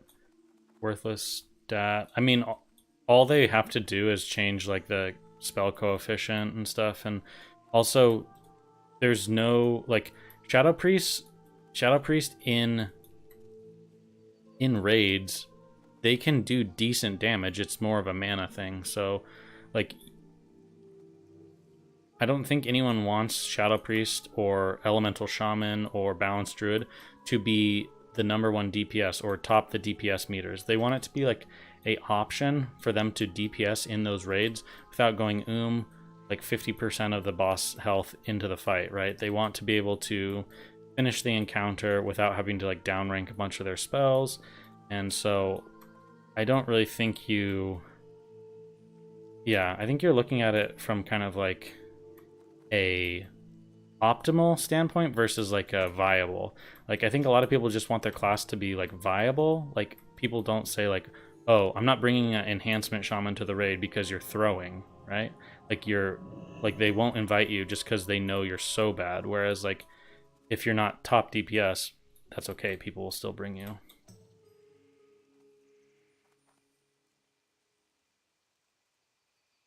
Yeah, critting dots makes warlocks just disgusting. And I mean, the two strongest classes in PvP right now in a 1v1 situation against most classes are literally warlocks and shadow priests. So they're already very strong in PvP. You don't want to make them too crazy. Anyone else in chat rolling warrior on SOD? I know several people that are playing warrior. I think warrior is going to be pretty good. It's just going to be a little bit like lacking at 25. It'll still do good damage, but it's just like connecting to people in PvP is going to be a little bit harder before you get like intercept and berserker rage and everything like that. Rasmus, okay. Ooh, okay, Rasmus. Well, I spoke too soon, I guess. You do want to top the meters. Might have to play a different expansion. Well, we'll have to see what Blizzard's plan is for Boomkins in Season of Discovery, but at least at level 25, it ain't looking too hot for your damage. Priest will be lacking in PvP at 25 if you're looking to play like a Shadow Priest, but if you're looking to play like a Priest and support your teammates and kind of play with a few people in PvP and heal and throw out some damage here and there and have a dispel, then no, I think Priest is going to be pretty strong. But yeah, like Shadow is going to be way better at 40. Maybe it's pointless for me to even defend down here. No one's even pushing. But I don't really want to just ghost it.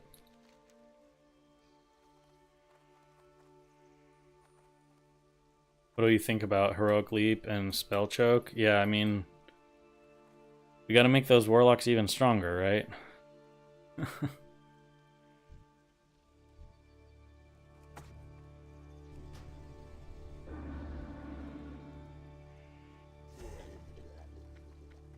We'll have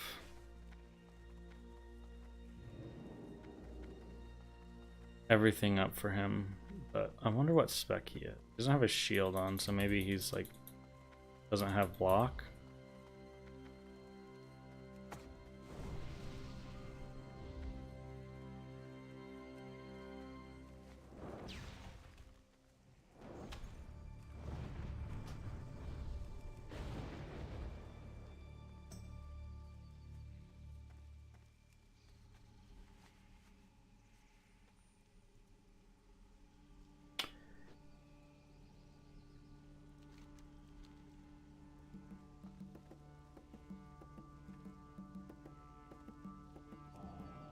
Do you have a list of must-have add-ons for quality of life?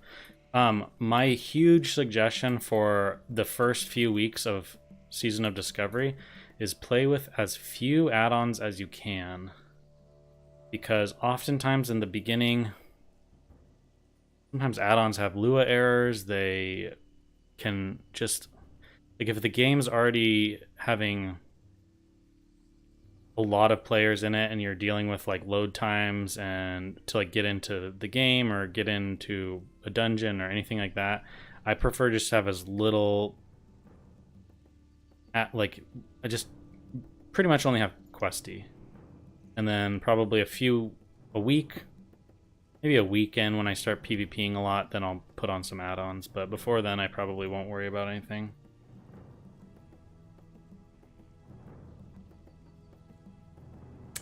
Yeah, Shaman tanks seem pretty strong. Vincent, they seem pretty strong. I think they could run into some mana issues if you're not like, I don't think you can just like spam your abilities. Like you're gonna have to use shocks kind of intelligently, because it seems like even with the mana runes that kind of give mana back and stuff, they have to be a little bit cautious about that.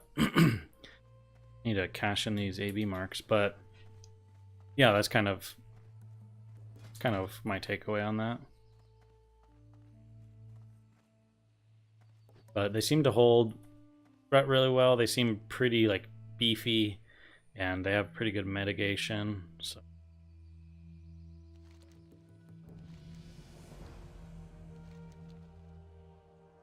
thinking Shaman, Warlock, or Druid for tanking, so you can tank and PvP. Yeah, I think a lot of people are interested in tanking, which is nice for being able to form groups and stuff.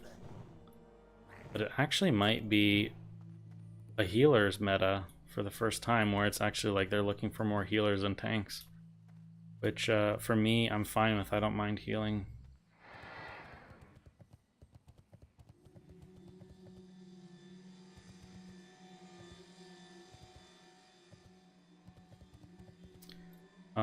Warlocks are going to be strong, but don't oversell it. Casters are going to destroy Warlocks even at phase 1.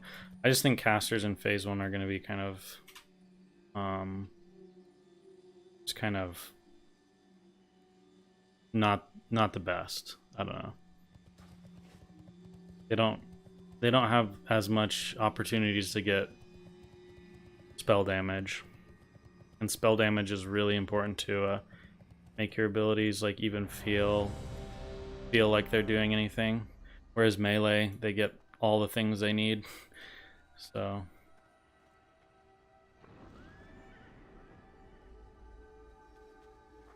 go buy mage water. I'll get some from this guy.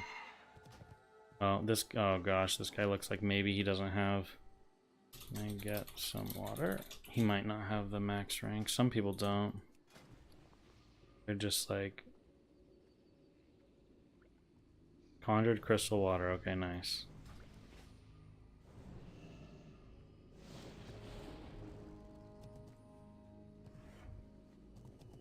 Zero interest in tanking. You just want to pump. Nice. Well, probably will get the opportunity. I think finding groups will be pretty easy at 25.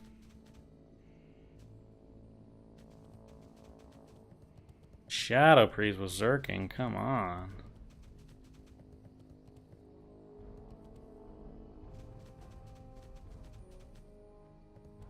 Healing is definitely like chill if you've been like if you're playing if you're playing for a long time like at launch. Healing is definitely the easiest thing to kind of like not have to worry too much about stuff. You're just like kind of zoning out and keeping people alive. Just following the group. So if you've been having those late night sessions or whatever, it'll probably be pretty doable. Eating cereal.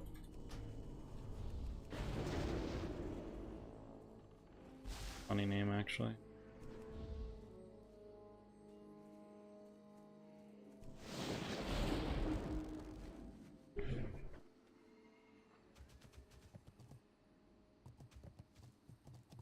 Okay, guys, by the way, we have 160-ish people in here. I want to do a little test. I know a lot of you guys are probably watching but not chatting, probably on like a different monitor or whatever. I want you guys to put a 1 in the chat if you plan on watching my stream on YouTube, or put a 2 in the chat if I had Twitch, if you would watch on Twitch, like what you prefer. 1 for YouTube, 2 for Twitch. 1 for YouTube, 2 for Twitch.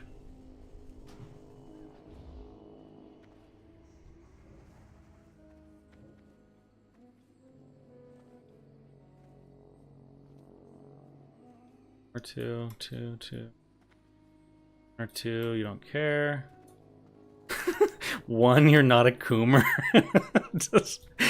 Twitch is just coomers. So probably mostly 1s, but a few enough 2s that it probably will be nice for me to stream on Twitch too for people that prefer it. Okay, good to know.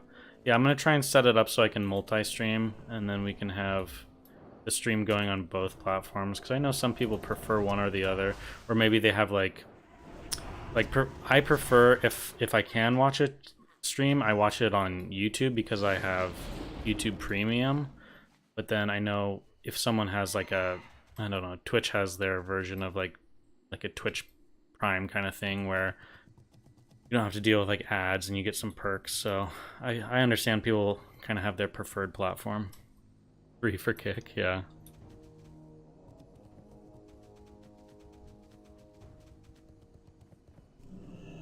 One, I am a coomer.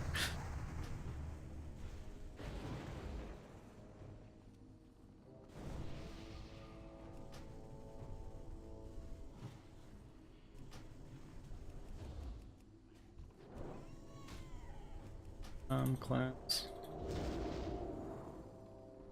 Okay, we target the druid. Ooh, and in travel form with a little bit of beast damage. Don't mind if I do.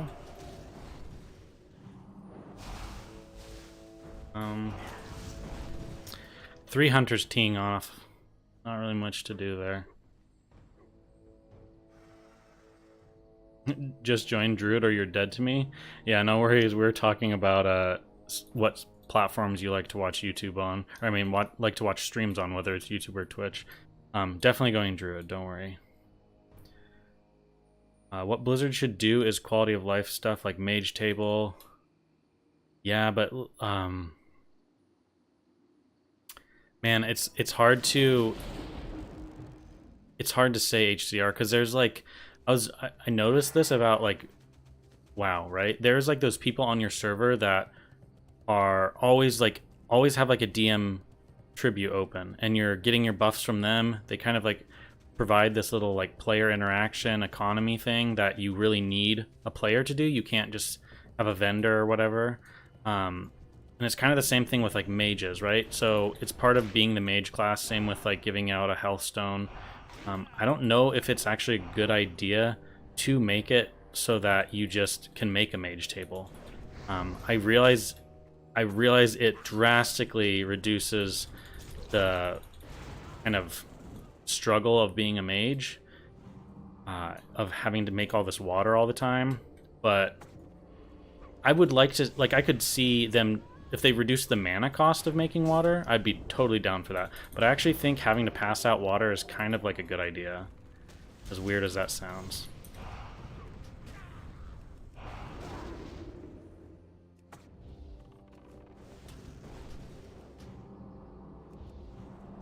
Run here. Did we get it? Okay, we got it, so we don't have to worry about reses.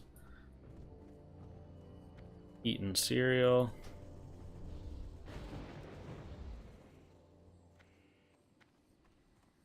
And then a little more time to eat cereal now that he's at the graveyard. Which is also lame and so many ads. I pay YouTube Premium for like $10 a month and I'm happy. Yeah, I watch a lot of streams on Twitch and I don't have any kind of like ad protection or whatever. I've tried to find ad like blockers that work, but none of them really do anymore. And man, the ad stuff on there can be really brutal. Like it'll be like 3 or 4 minutes of ads sometimes on some of the bigger streams, and I'm like, I can't, like, I don't really want to watch it that much.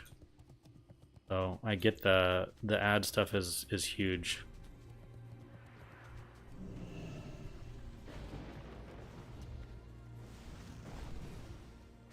Also, the way like YouTube the way YouTube saves like VODs and stuff is obviously better, but Twitch definitely has some nice things for people too. And I'm sad for the Alliance. They have just been getting farmed in here all day long.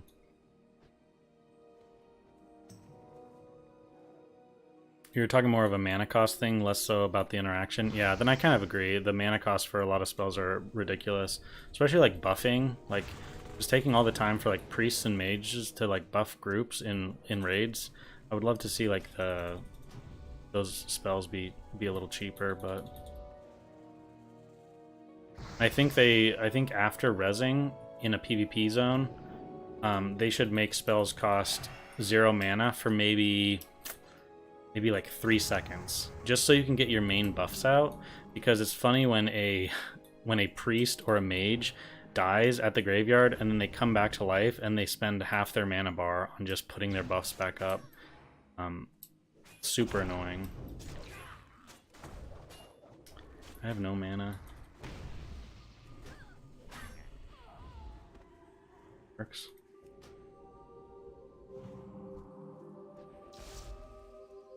I think die here. Point in trying to run.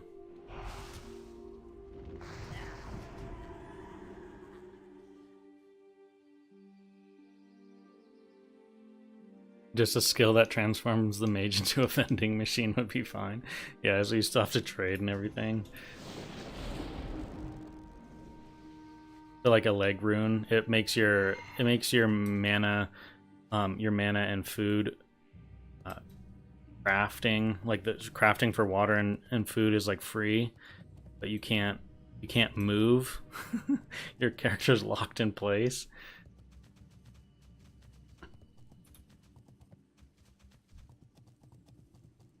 Okay, let's see. We'll switch to this and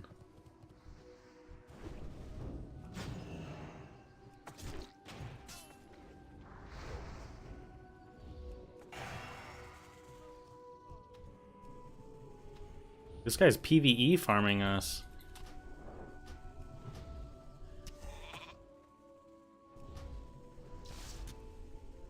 I'm gonna just hardcast this because it will eventually go off.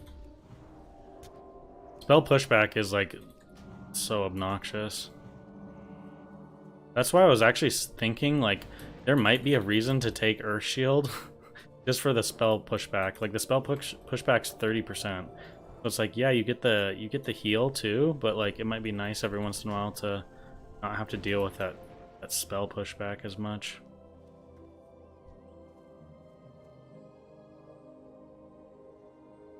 You have YouTube Premium and Twitch Turbo? Damn, dude, you are rolling. You've got it all.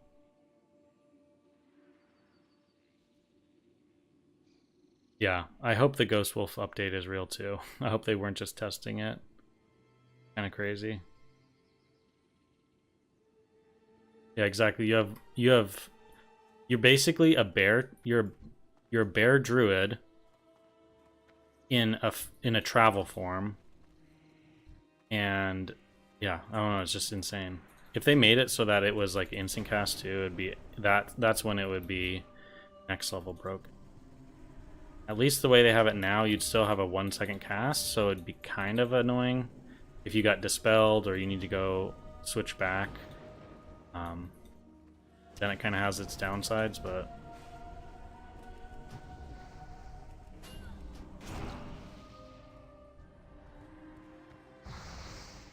oh, dude, look at this guy.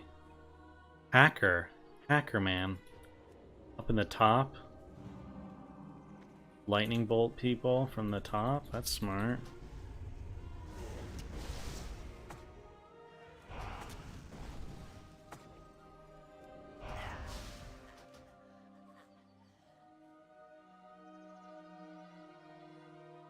Mage should get a food dispenser pet. That'd actually be kind of cool. Honestly. It'd probably be... People would probably be like, irritated by it, I guess. YouTube and Twitch are my only entertainment sources. I don't use TV or Netflix or anything. Yeah, I mean, that's pretty much me. The only time I ever use, like, my older sister... I know probably a lot of you guys do this exact same thing, but my older sister has 2 kids, and so she has, like, Disney Plus, she has, HBO Max, she has, like, all these different streaming services, and dude, I just have her information, and I just go on there and watch stuff whenever I want to watch anything like that. And when they made the Netflix, they made some changes to Netflix where you can't like share accounts, and I'm like, okay, I guess I'm never watching Netflix again. So I just don't use Netflix now because of the changes to that. It's like not worth my not worth it to me. I just don't use those services enough to justify the cost. You guys just like AFK. Okay, let's go for the old sneaky sneak. Flawless.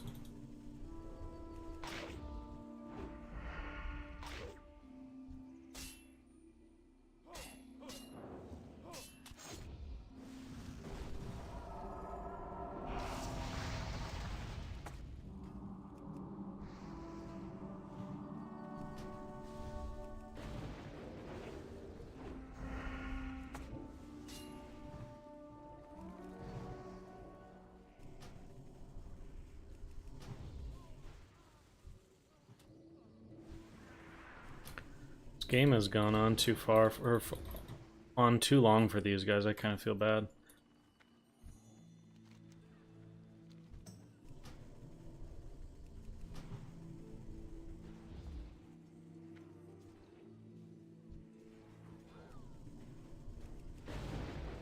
Gosh, Ellie is so freaking strong, man.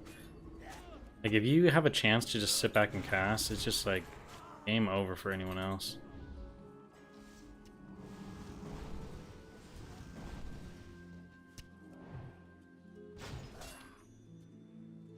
Okay, we're just gonna stab him. I don't even have I don't have mana for totems or anything. Can I inspect that orc? Yeah, let me go over there in a second.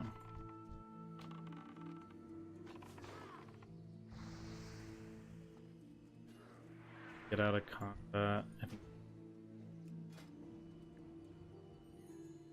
it's a troll, by the way. Troll female.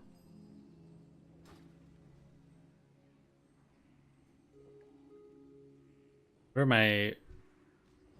MT, I guess, like, give me a little bit of a what's like your definition, like what classes I think are going to be the strongest, what classes I personally want to play.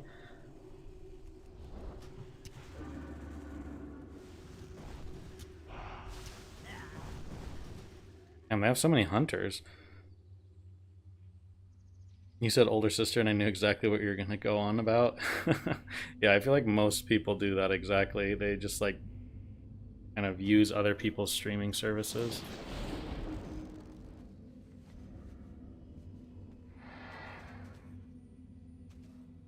Yeah, it looked like the Tier 0.5 set with Hand of Edward, the Odd, and Skullflame. Yeah, strongest. I ended up Warlock, Rogue, Hunter. Strongest, I think I'd say all around best is Hunter. And then I'd say, depending on how you play it, I would say Shaman's right up there next. And then what else do I think? Besides,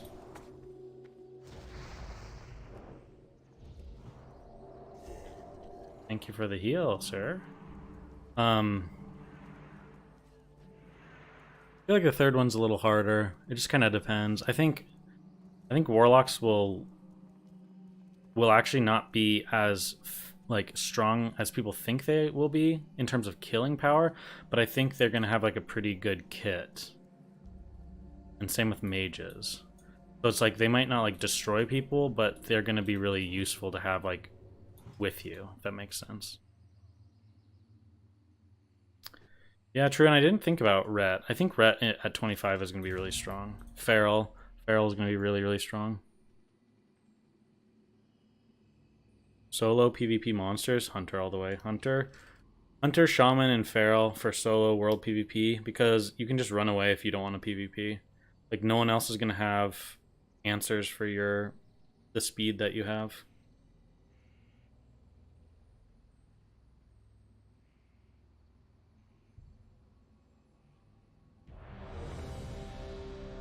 Yeah, and then in terms of like past level 25, I don't really know. It's too much up in the air. I think Shadow Priest is going to be really strong at 40 though, regardless. And I think Ellie Shaman at 40 is going to be really strong. Plan on playing a Tauren Druid? Should I level up skinning and mining? You could. Make you some pretty good money. Fire Mage might be right below Hunters. Yeah, I think Fire Mage is going to have some pretty good damage, but I don't really think... I think they're going to die pretty easily.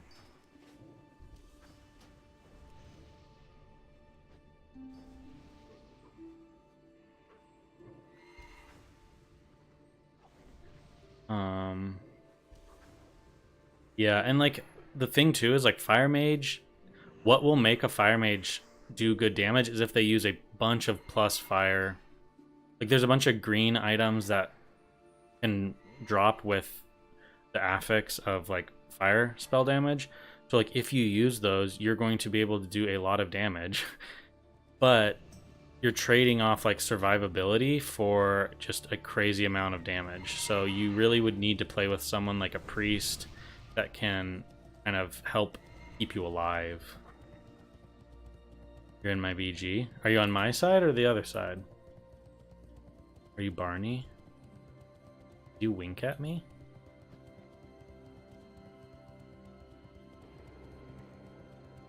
For PvP, honestly, Shaman seems really strong for PvP right now because you have so what is the problem with healers in PvP? Mana issues and survivability, right? Like how much healing you put out to other players or yourself, it matters to an extent, but it doesn't matter as much as mana and survival. Because if you're not surviving, you can't heal someone, and if you don't have a mana pool, you can't heal anyone. So I think Shaman has the best survival at 25, and they have the best like ways to get mana back, essentially. And then I would say like Druid will be a decent healer for like hybrid healing, kind of like you're in a group and maybe you just want to throw out some heals here and there, then I would say Druid. I think Priest will be really good, but sadly they don't really have much in the way of like defensive runes or cooldowns for the first phase, so I think if anyone targets them, they're just gonna die. That's my fear.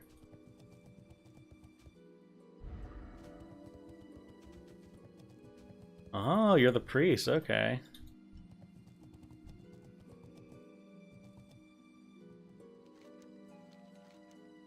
I wonder what fail and give me glue.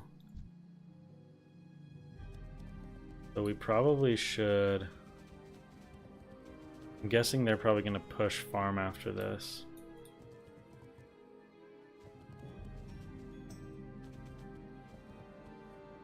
The 15% lone wolf seems kind of bad.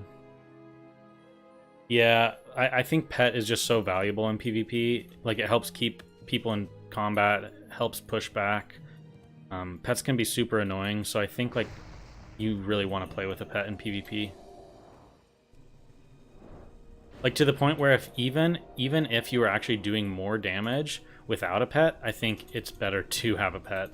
It's like the DPS loss would be impactful enough. I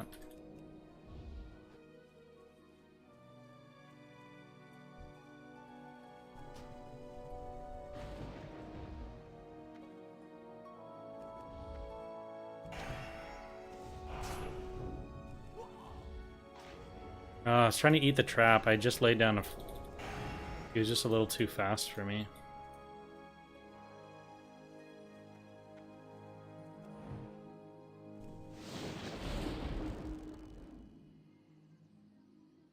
I'm already 100% set on Hunter, so I hope they're good. 30% crit seems so insane. To be honest, I'm okay with it being nerfed. Yeah.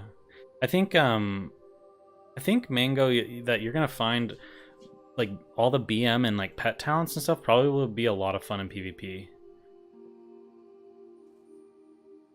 Especially if your pets scale fairly well with you, and so they're like a little bit stronger and everything when you have decent gear. I think the pet stuff is gonna be a lot of fun.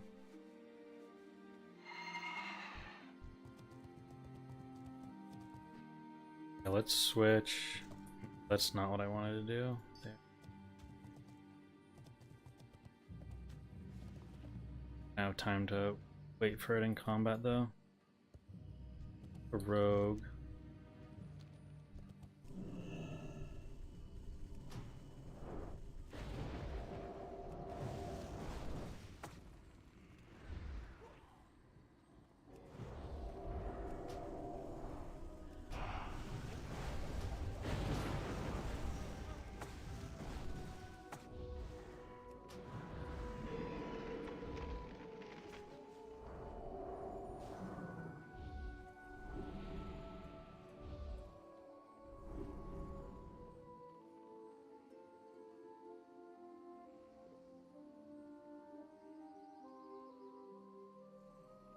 Keep thinking more about Priest, level 40 bracket. You'll have Warsong Cloth, wrists, and green lens of healing. You definitely use the engineering helm. in 50 bracket too. Yeah, that the plus healing or like plus whatever affects of damage that you can get on those is so strong. It's crazy.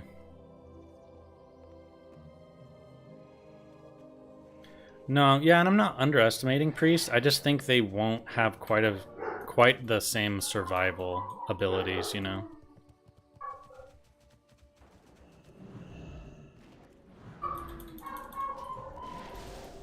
Sorry, my dogs are going crazy. Dispel. See, we were able, with the travel time of Lightning Bolt, we were able to dispel his shield before our Lightning Bolt hit, which helped us obviously with damage. Got a kite back with 2 hunters. This is where Troll Racial shines too. When you get low health, you can just bomb heals into yourself. All that. I actually might just like want to die here. Actually, just let me die. Let me die, let me die. I just don't... I have no mana, so I'm literally useless for now. There, and then we just need to get the res. Because I don't think with the hunter pets, I don't think I was going to be able to get away and drink. Plan to go BM most likely? Yeah.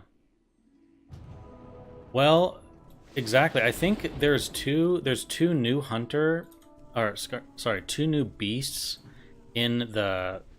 I looked at kind of data mined names of NPCs, and there's 2 new rare hunter, or 2 new rare pets, like beasts in the game files, and there's a good chance that those hunter pets that you possibly could get might have a faster attack speed, which would be kind of cool. It'd give some variety to what a hunter pet could be.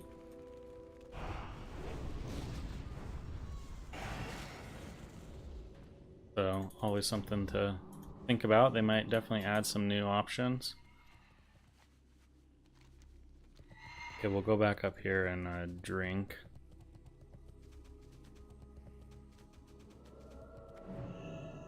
Yeah, I saw the snakes and deer stuff too. I didn't really get what that even meant. Like, because it doesn't say like... I thought it was for just like taming them as like a non-combat little pet. I don't know. Thoughts about paladins and PvP with the new changes? Crusader Strike and Actual Interrupt. Yeah, I think paladins look decent.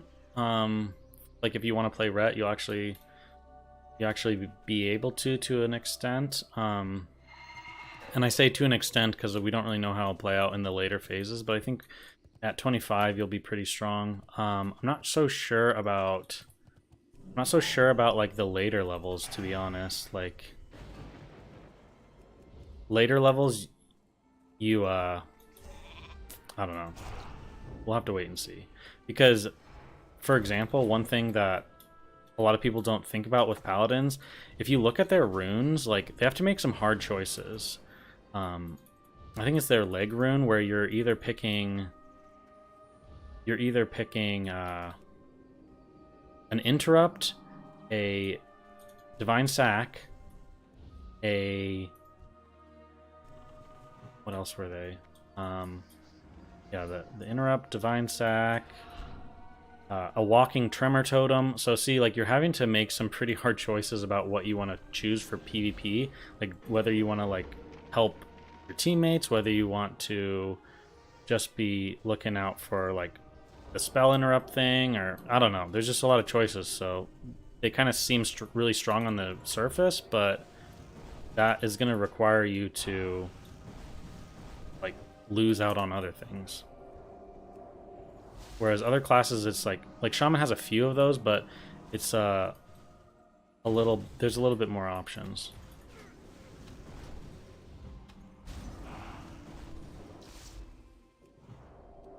The UI is bugged again because someone changing groups. We hate how that happens. It seems weird that would happen too with like standard UI. I don't even have an add-on.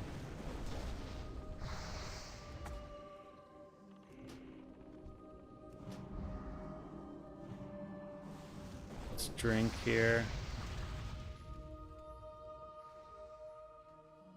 Maybe if I can ever leave combat, thank you.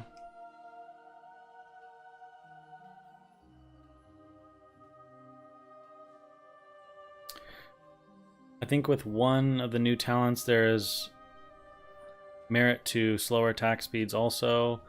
One of the runes is like simultaneous melee and hunter pet attack. Yeah, exactly. Definitely some really strong options for classes out there, and I think the rune system is really interesting because they're not just giving everyone that. Like you can't just have all of them. You have to like make a choice, right? So it adds to kind of, I don't know, giving players a lot of different options, but not too many that it's hard to balance them, I guess. Because they can make sure to put like 2 really OP abilities on like the leg runes, so you can't use both at the same time, if that makes.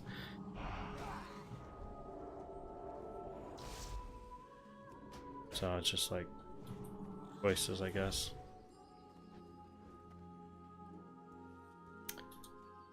Yeah, I think undead, if you will be able to race or like change your racials, I think undead has the better racials, and troll has the better troll has the better priest abilities. Undead have the better racials. So if you're able to choose eventually, then I would go undead and choose troll racials, if that makes sense. Then switch religions for Shadowguard. Yeah, pretty much.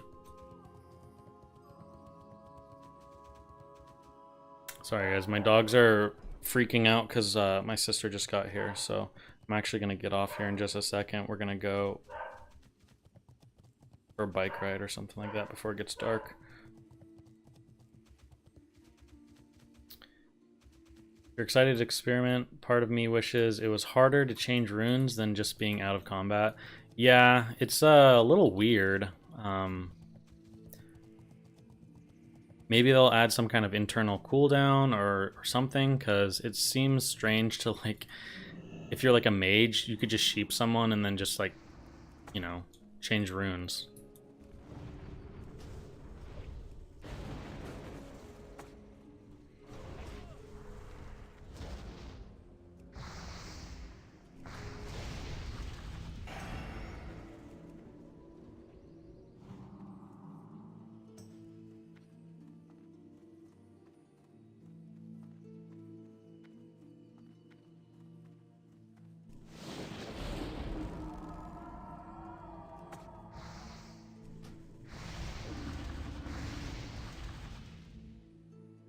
Thought this would be line of sight of the little gnome body.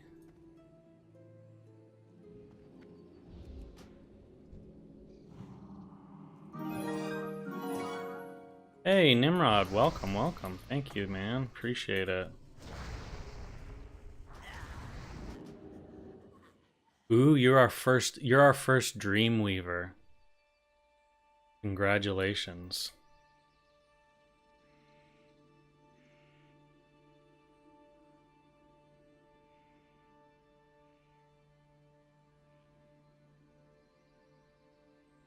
I appreciate that, man. Okay, let's see.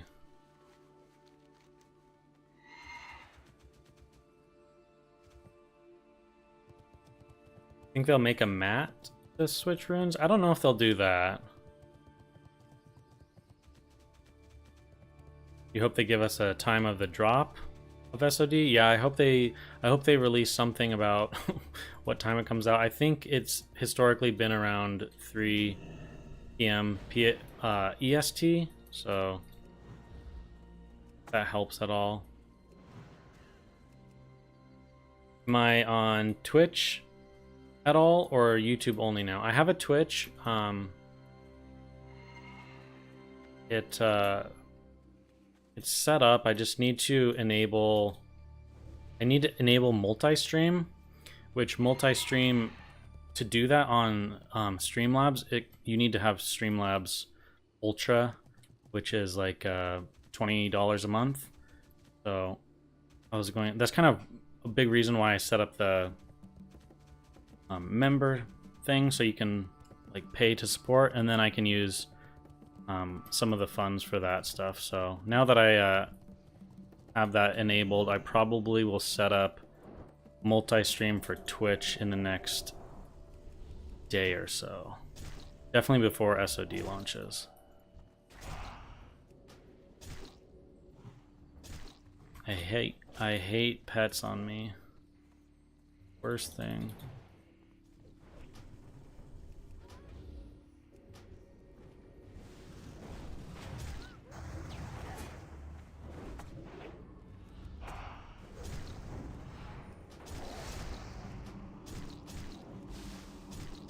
Troll racial working some wonders there.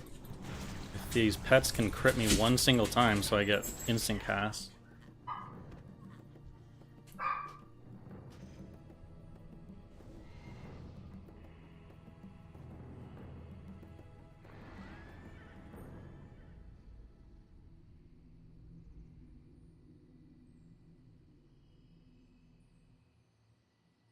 Dreamweaver King, yeah.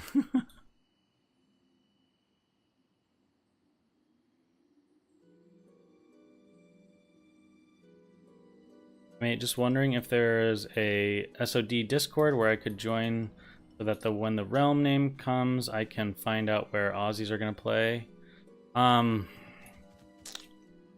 Yeah, I mean, there's several out there. I would just like look around at some Reddit posts and whatnot of people maybe talking about it. It's hard to say one specifically. Like, I don't know if there's a main one, so there are several Discords out there for that.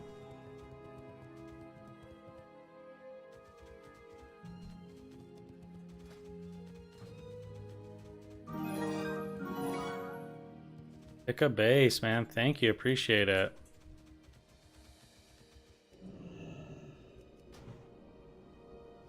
We've gotten a lot of people to sign up today, man. That really means a lot to me, guys. Appreciate it. I'll probably get that members Discord channel set up later tonight, so I can get you guys some invites to that.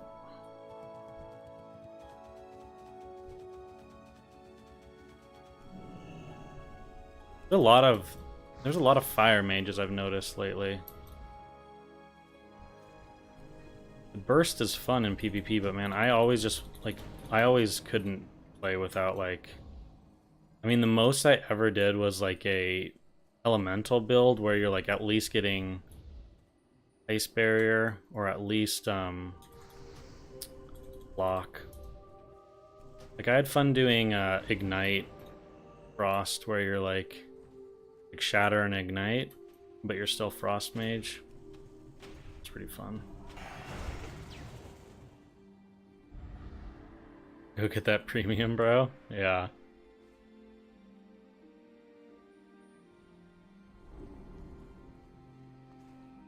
Try and get all that stuff set up tonight so we can have the multi-stream tomorrow.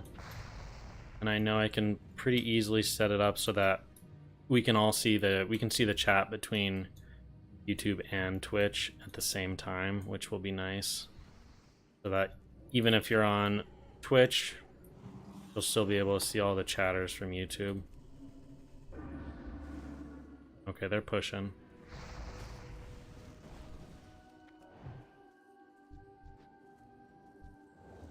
But yeah, with the hunter stuff, and like we watched some mage footage, and that there's that mage ability that leaves it chases the target with the flames, and that ability actually seems really strong too, especially if you can like lock someone down inside that and have that like flame ability on their feet. It actually does a lot of damage. And the thing is, if we're able to kind of coordinate when you're popping those cooldowns, you could do a ton of damage to people, and seeing stuff like that just makes me have such a hard time picking what classes I want as alts. Like, I was really set on Shaman and Hunter, but the mage stuff looks like a lot of fun.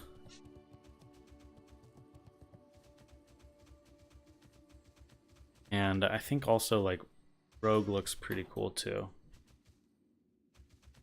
Living Flame has 1 minute cooldown.